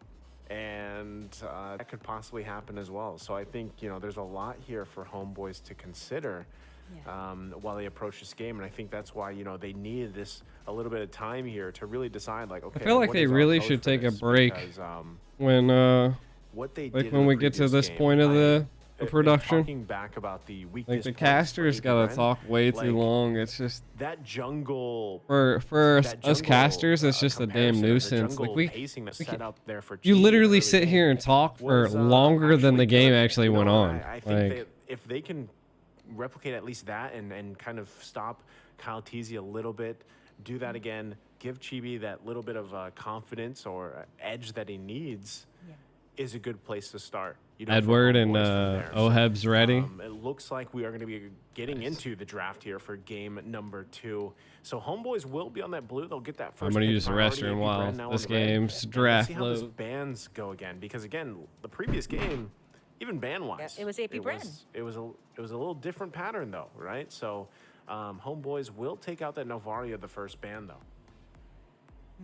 Novaria, I'm thinking something along the lines of AP BREN or either HomeBois taking away the R lot here, because knowing that AP BREN loves that very much, especially for Ogwen, who has picked it up the most number of times here in this tournament. HomeBois, I like the fact that they banned away the Novaria this time. Even though they can actually pick it up for themselves, they are on the blue side here. But then again, that's going to open up so many things here that they need to consider too. Like CC heavy, chain CC, these are what the teams are actually going for in this current meta. So HomeBois taking away a lot of the heroes here from few, like Novaria. Then you got the Faramis here too being taken away. AP BREN. I'm looking at the Joy ban. It usually comes out from the red side here, knowing that HomeBois has that first pick. If they don't take it out, if the Joy is not banned out here, I actually think that it might be a good pickup for HomeBois. Take that Joy that's been constantly banned Novaria, out. I think it's Faramis. like 40 times up to this point, but it is a people very always strong first pick wins, so choice, I can but see it's why also they kinda get rid of risky. Like, it. there's some risk factor there, and I think that's again what HomeBois needs to do here. So we'll see. A couple more bans left. The Faramis was taken out. Matilda's taken out. We'll see if they still want to opt for what we've seen for the most part too. The fact too that Nana is still left open. You can still work around that. There's the Fovius. So this is just like, it's like pure respect at this point from HomeBois, right? They don't want to deal with those kind of annoyances, those new nuances. I was gonna say something else. Nuances that came from this line. I was about to say something else. It was like range and then pressure combined, because of Fovius and Novaria. So with that, we'll see what this last band's gonna be. First phase from AP BREN, but if it's not Joy, like I would actually like to see HomeBois take the Joy. Yeah, I feel like HomeBois kind of banning away that the Phobius here is a respect ban coming through for Flap TZ, and at the same time it's kind of forcing AP BREN to ban away some of these other stellar picks, especially these glass cannon types of heroes that Chibi is also known for picking up. They ban away the Nolan, and you did mention that you want to see the Homeboys pick it up. They can actually pick it up here first, but for AP BREN they can actually answer it out by picking up say an Arlot. They love to pick up Arlot and a Ruby here. Wow, that's a lot to take in here for AP BREN. So Homeboys kind of has to decide right now. Do we go for Joy, or do we kind of take away Arlot or not? But, since it has always been banned away, it's great early game, which Homeboys is known for. This could definitely create some pressure up against AP BREN. This is the reason why I was saying this. As soon as we started to see the pattern of this first bans, the phase of bans, was because this is what I was saying. If you want to pick up anything for Homeboys, it's to replicate what you did in the previous game. And you actually, like, if you're Homeboys, you controlled that jungle side and everything early on. So Joy's able to do that here, possibly. Thanks for the subscribe. AP BREN picking up CC and Angela. Interesting pickups. Too much talk. To go ahead and start up their first phase. Angela has been very, I would say it's not that it's like a very specific condition type hero right now, currently in the meta, but it fits in a lot of compositions. Joy? And the fact that you have CC here, who has been a I smell monster mid so far Angela throughout the games of the future. This is tough, right? They're going to have to be able to answer some of that sustainability, the shielding, of course, and everything else. Homeboys will pick up the Ruby for themselves. Whoever wins this is so next for RRQ, but it's probably going to be AP BREN. On whatever else AP BREN takes up, we have the opportunity to go ahead and take some of those ultimates, Yeah, even down to the skin, right? I know the Valentina can do that. So if you don't have those skins, like, just pick up a Valentina and take care of everything. Yeah, you get to enjoy everything, it, right? Like, yep. Which kind of forces AP BREN into a Onyx. situation that, okay, yeah, we can pick up all these good heroes in the jungle, Barretts even at this point, but they need to answer out to the early game hero, the Joy. They pick up something that they're known for too is, actually they could have gone with the BREN, but instead they went for the Baksha, counter out to the possible tanky setup here from the side of Homeboys. I'm thinking something along the lines of like a Minotaur here for Sword.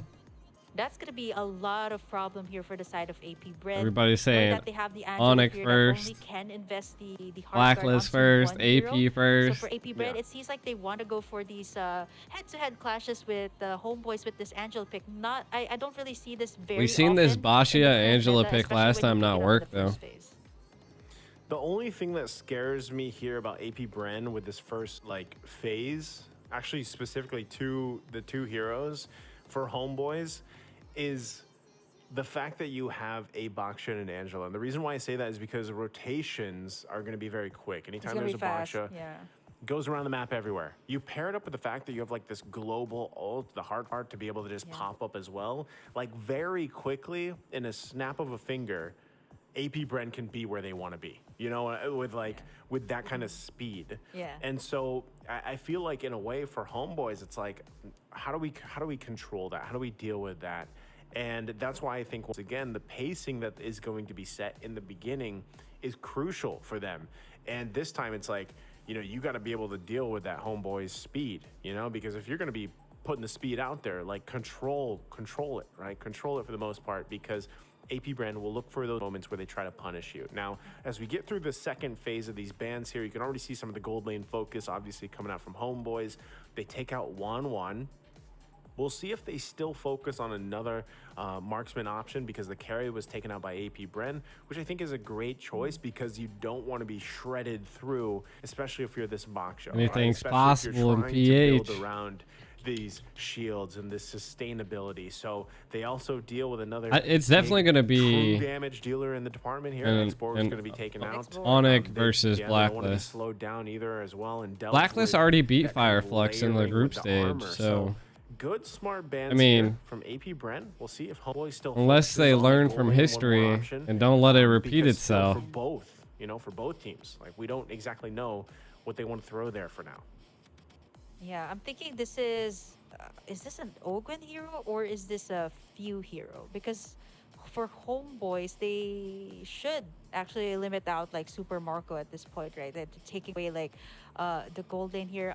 My animals are over Brody here that actually did so well, being and I want to silly. point out the Brody too, because that's one of the marksman heroes that can really protect itself, like in the lane. And just like I said that, there you have it, the Brody for AP BREN. Not only is a signature pick, but I think it can really go well up against like, you know, heroes that can pressure you in the early game, like the Joy. So I like this coming out from AP BREN. No surprise there, but for HomeBois, they kind of have to answer it out with their last 2 picks, especially will they go for like team-fight-centric type of compositions, or will they go for, you know, a hero that can also Onyx bracket's always easy. You never want to put can here. Onyx versus AP in the very beginning. It's interesting too, you know, it's kind of like how it always comes out. Which is you know, it's Esports fine. are Like, always like this though. Guard. I mean, like, cause they just split all of the heavy hitters into their own groups. Kind of annoyance for HomeBois. But then they don't ever like face off. They give it the Brody for now. They know that they kind of went through some of these gold lane bans. We'll see what the matchup's going to be. Like, is it going to be the Claude? Like, just that gets picked up by HomeBois? Do they want to go that? Give it to Nets? Let them try to push? No, they don't. They pick up the Clint and the Tigreal. And the Tig. Interesting. Huh. So they go. You cannot. This. You cannot predict HomeBois. Wow. That's scary. That is scary because that's the pressure. That's the counter pressure I was talking about in the jungle. That is going to happen. It went Hilda. This will make that Joy not so enjoyable, right?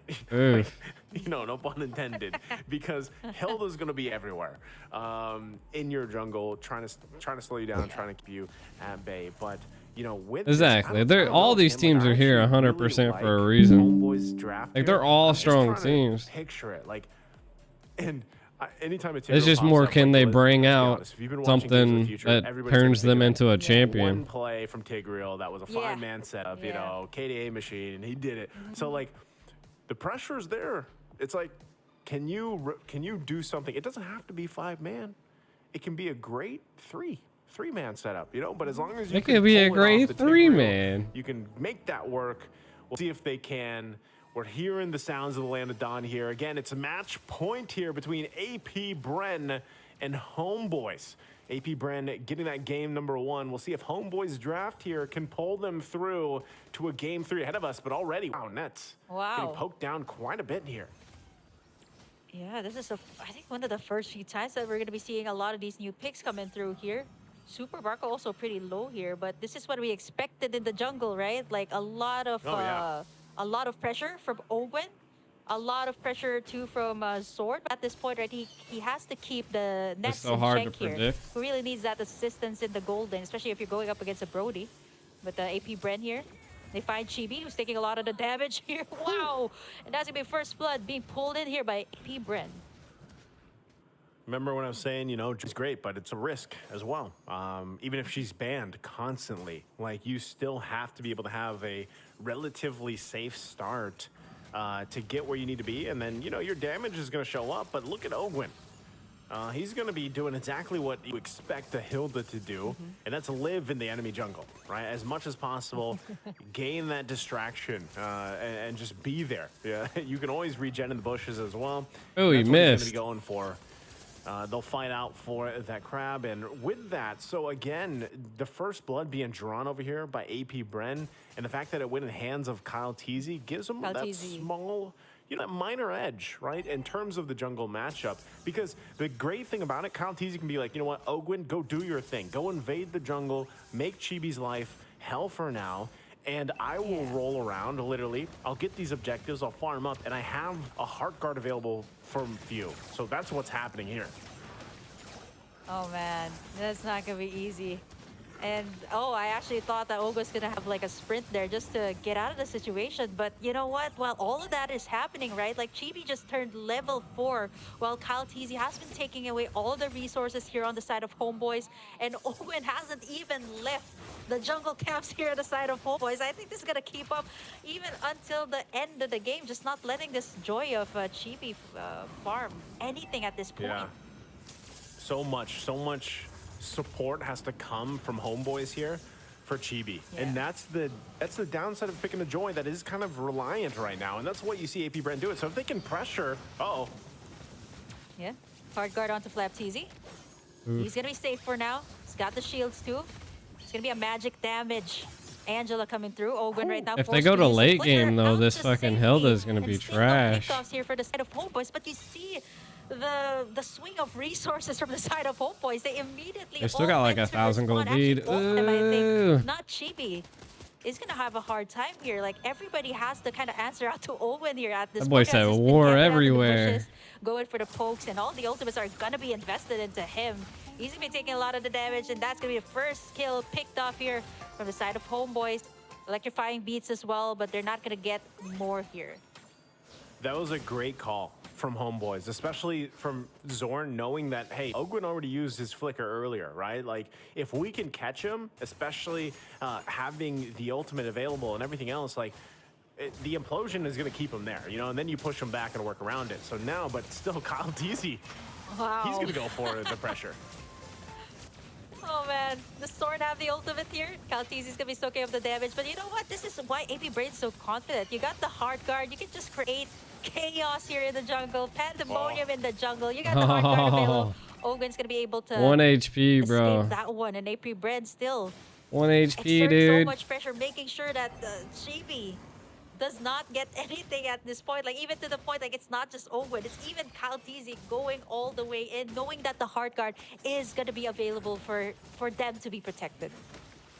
We'll see. Hard guard is secured here for Udil, but I'm not sure if they actually want to go for this. Wow. Oh, Zorn. Yeah, he's taking a lot of the damage. Oh my God, 1 HP. HP. They got the hard guard for themselves too. But look Chippy. at this. That turtle steal from their side, and it's gonna go to the side of HomeBois this time.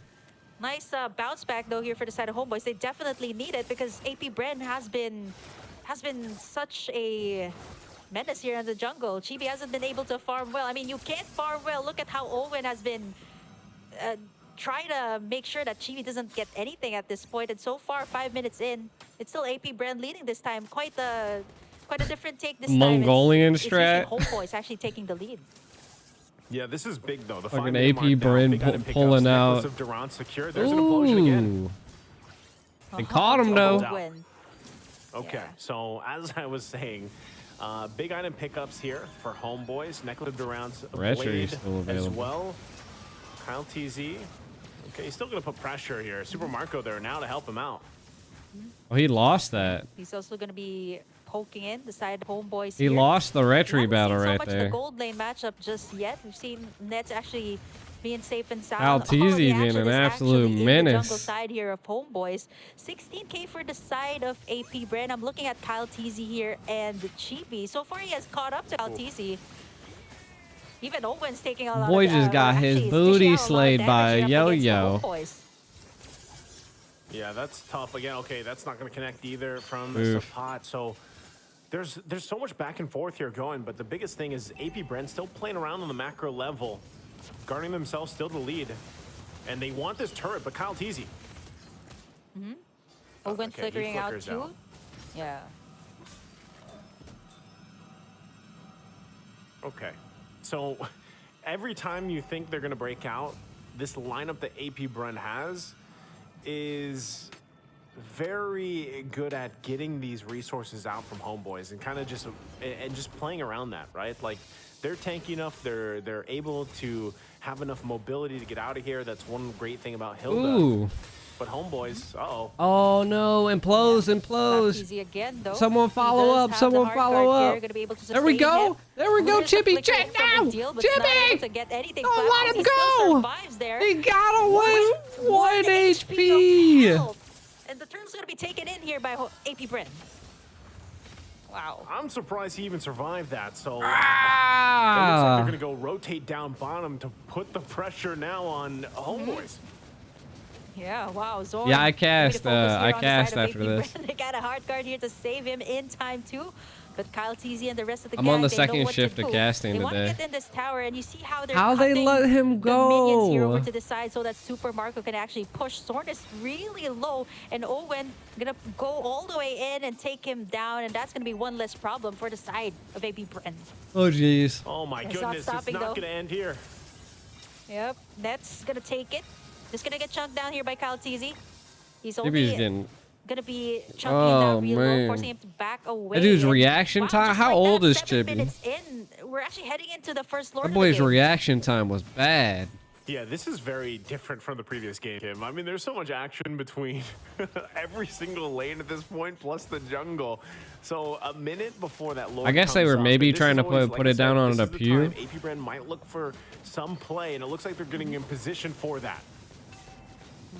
Kaltizi too.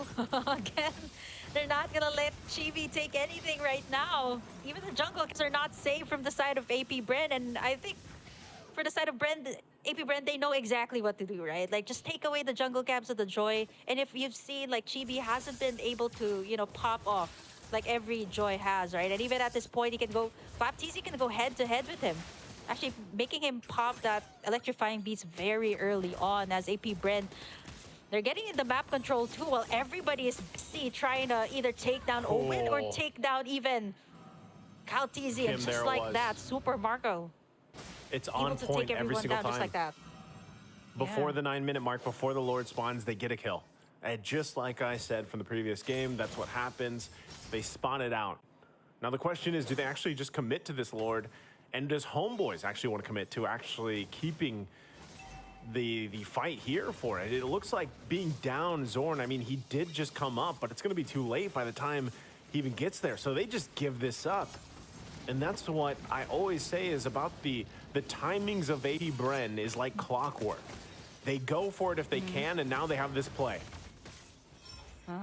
Gwen again distracting everybody. They're not going to go for more here, but Conceal has been popped here by HomeBois. I'm looking at AP BREN this time. They are very early. Who made that decision, bro? To what we usually know them to do, right? Like, they popped out pretty early, and just like that, even Owen there can't be taken down. And to think that they don't really, they're building this Angela to be a magic damage Angela. Kaltizi gonna be checking up the damage. Certain Facades has been casted here. Flapteezy as well, zoning everyone all the way back to the turret here. They still have to address that Lord that's marching in on the top side here. HomeBois just have a lot to deal with here right now. Not just Owen, right? They got the Lord. They have to defend their towers here. 10 minutes in. What HomeBois doesn't even have a tower down Zorn yet. Has been using all of his implosions onto 1 hero, which is actually either Owen or Kaltizi at this point.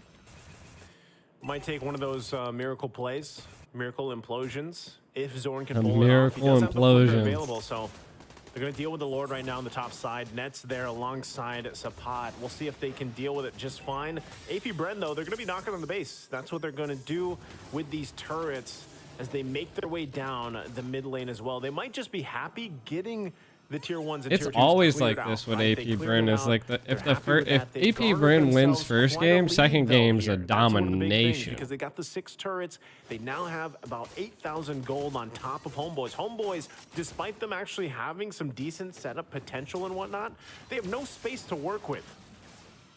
Look at Ogun. Yeah, Ogun just goes at this point like a whole different breed. Even Few though knows that he has to invest the hard guard here. In the clash as Sword. Yep, he's gonna tug Kaltizi all the way in, gets the implosion onto him. Hard guard gonna be used onto him. Zorn really low, and Super Marco picks up the kill. 7 kills for AP BREN. They just know how to dance around here with HomeBois, knowing that Zorn's gonna eventually invest in that implosion, right? At this point, like, I only noticed it's Flapteezy that has the Purify, so the rest of AP BREN has those flickers, so they're not even worried about Zorn at this point, right? Not unless, you know, you can catch like 5 members here of AP BREN, but at this point, they're just a force to be reckoned with. There's just so much tankiness in the front line, plus Super Marco kind of shredding everyone apart at this point. I'm not so sure what he has right now. We'll be seeing the items later on, but AP BREN, very great start up to mid-game. So let's see if this might kind of be like a HomeBois, you know, flipping in that switch in the late game. Let's see if they can actually do the same thing as AP BREN here at this point. Well, as we take a look at the items right now, I mean, Zorn already used the flicker. He did not land the implosion. Like, that's not, like, the way he saw it in his head did not happen. So at this point, he's got to somehow make it happen, right? Because even if he's able to pull it off, let's say he does catch a couple with it, whether it's the flicker or not, I mean, you still have to hope that you have enough damage to pull through, you know, and Nets he might need a little bit more time. They going home. Right now, Boom. That's another Lord in the hands of AP BREN. There's the Malefic Roar for Nets. So it could line up properly if Zorn is able to get it off. And Sepot as well, he could be the one setting things up. So it's 2 for HomeBois to find the set they're looking for. And the hard part about that, again, is getting through the sustainability that AP BREN has, right? The shields, the regen, and everything else. Yes, they have some anti-heal items. I think they do have that. They need to start split pushing with this Joy. But it's still tough to deal with this lineup right now from AP BREN. And with the Lord going on the top side, she looks to be next target here. Yeah, Owen is just not letting Monkey up here up against banana. GD. And even Caltesi at this point going to respond to that Tortoise Poisson that's been casted. He's going to be poked down real low, but the problem here is going to be the Lord here. The enhanced Lord for the side of AP BREN, marching in the side here of HomeBois. They have to defend up against this one. Oh no. So they lose that turret on the top side. Lord's going to be worked on though. That. Look at the back though. Udil takes quite a bit I mean, of you guys got an ad at such a good point. So right now they hold it together, but AP BREN might want more here. Working on the buffs. Ogwin waiting patiently. Right now, the HomeBois is doing a pretty good job at defending. How long can they continue this on? AP BREN might just get that one turret, though, on the top side. Oh, there's a lot to take in here for HomeBois, right? Like, they need someone to burst down this tanky front line of AP BREN. Form of Udil, form of Nets, but they're actually not able to position well, right? Because they got Owen here. They got Caltesi. Then they got that hard guard to kind of make everyone like back away from all these clashes that HomeBois kind of wants to do. They have all of the tools that they need. They got 2 setup plays here in the form of Zorn and Sepot, but we haven't seen anything just yet, right? And so far, AP BREN has taken in 7 towers already right now. 10K lead for the side of AP BREN. Yeah, tough to anytime like this is the situation, Burger Kim, like you have to consider like what do the teams do? Like your back is completely against the wall. Yes, you've got some items. Nets, like I said, he's got the 3 items that he needs for the most part to deal enough damage, but if he gets caught out for some reason or another, it's going to be difficult to actually find those kills they're looking for, right? So when you're this far behind, 10,000 gold is usually that mark where it's like, yeah, this is tough. We have to just kind of sit in our base, hope for the best. Probably not a good idea to contest Lords unless for some reason we have a numbers advantage, right? And so they might just be at the whims of, all right, AP BREN, they're going to control this whole side of the map. They're going to get this next Lord from us. But if somehow we have a miracle defense, Joy needs to that gets split us to push, that bro. first step to like turn things around, right? That's Joy should be already like and we'll see. super Again, far to the left. Decide to play around this. I don't think it's a good idea to contest the Lord, even though they're trying to push into this side of the jungle. Yeah. It's way quickly too taken fast. care of. Yeah, it's gone. Conceal play comes out though. GG's. Yeah, AP BREN. Owen gonna try to find someone. It's gonna be Chibi this time. It's gonna take a lot of the damage here, but AP BREN gonna be backing away. They have the Lord on their side. They don't really have anything to worry about. It's gonna march down on the top side. Let's see how HomeBois will defend this one. I'm looking at Sword and Sepot at this point. They're the ones who have the setup here, so we're gonna have to wait for that miracle play coming out from both sides, but it's not gonna be easy, right? The solid front line of AP BREN plus the Lord to boot here for their side.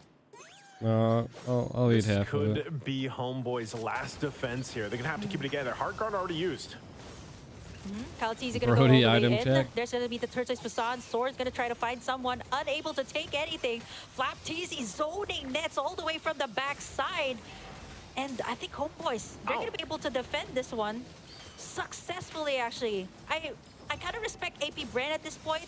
They know that HomeBois has the tools to kind of have that miracle setup, but they're just gonna take in what they can get. All the inhibitors are down here for the side of HomeBois. Why did I have an alarm set for 8 o'clock? Given the fact that they're so far ahead economically here, AP BREN's still kind of being careful how they approach this. Sepot though. Yeah. Sepot. Nice tug in there, but they're not gonna go for more. But I think for the side of AP BREN, they might want to go being aggressive. Caltesi. Oh no. Okay, they're just gonna be taking in a lot of damage. A lot of the ultimates have been invested just to make sure everybody's alive. I mean, at this point, right? Like, I mean, once you get a takedown onto at least like one person on a either protein side, shake alarm. it could be like a game changer here. Like, if HomeBois manages to take one down from the side of AP BREN, they can really set up the play here. But for the side of AP BREN, one down, no inhibitors left here for the side of HomeBois. It's gonna be hard for them to defend. Oh, Flap. Gonna get pulled. Yep, Tortoise Passants. Kyle TZ gonna be taking a lot of the damage. Look at Owen onto Zorn. Oh, Zorn. Popping in that immortality. Yeah, he might get taken down here. There's the hard part onto him. And there's Odile. Look at Flap TZ just zoning everyone out. Nice tug in there. Nice but it's not gonna be enough. They're baiting him. Look at the tank. Wow. They're baiting him. AP BREN. They're baiting him. Immortalities are taken out. HomeBois doing They're their very baiting best him. to defend here. Yeah. They're getting choked down here by the side of Super Marco. It's only Odile left to defend here up against the side of AP BREN. They baited him. Waves crashing in too as Kyle They TZ baited him. stopping in the tracks of HomeBois trying to go for a kickoff, but it's a wipeout. That's gonna be it. AP BREN locking it in and showing HomeBois why they're the M5 World Champions. AP BREN, another sweep here. Second match of the day. Will be sending HomeBois out of the tournament in honestly what looked like, I mean, for a moment there, Kim, like it seemed like AP BREN was just, I don't want to say they were like toying with HomeBois. They were massively ahead. I think they were respecting They definitely the were damage toying. that HomeBois had despite a massive deficit. Like, they still respected the fact that they could. Dude, they lost 0 turrets. You could start to see it, right? Like, it did take a lot of work for them to win that last team fight, even. Oh, and HomeBois. they had to kind of push and pull and get certain, you know, abilities and resources out from HomeBois to come through with those wins.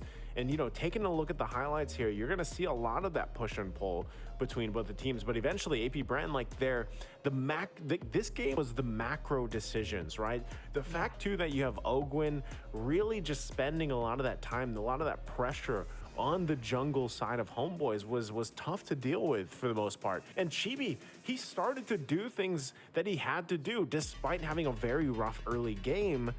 But it was like he had to require so much support from the team that it got very difficult for them to actually make plays anywhere across the map. Again, like, they have 0 I think turrets. it's gonna be Like, that's the thing, right? GGs No matter for how these these guys. team fights looked for the entirety of the HomeBois game, going home. they couldn't get a single turret down because of the macro level of AP BREN here. Now, if for some reason they were able to get this miracle playoff at this point in the game, 18 minutes in, they probably could have marched into at least the base turrets of AP BREN. Like, there could have been a play for that, or swing back and get an objective, a lord or something like that. But there was no opportunity for them to do that, right? So again, we take a look at here, AP BREN with the sweep. That's new, I think. 2-0. HomeBois now out of contention, out of the tournament here. And this is you know, different. This is first time seeing this. I'm kind of taken aback. Right? Like, this is great. So we've got the stats there. That's what I was like. This is the first time we've seen the stats. Unfortunate for HomeBois. I think they should be really proud of what they've accomplished so far in this tournament. Of course, Super Marco. It's always the gold lanes getting the damn MVPs. Yeah. And the thing is like, again, with AP BREN, for the teams that will be facing off against them in the consecutive days here, they are going to have to go against RQ Hoshi, you know, in the semifinals, and there's a lot that they can take time from to this. send Like, you there were moments home. where AP BREN, you should have been able to punish them in some of these instances. Boys went to right? Russia. There was, but they just once again performed very top tier. Russia. Here. It was tough for HomeBois to catch a breath. You know, when you don't have any turrets 18 minutes in, that's pretty dire, you know, and it showed there in the game.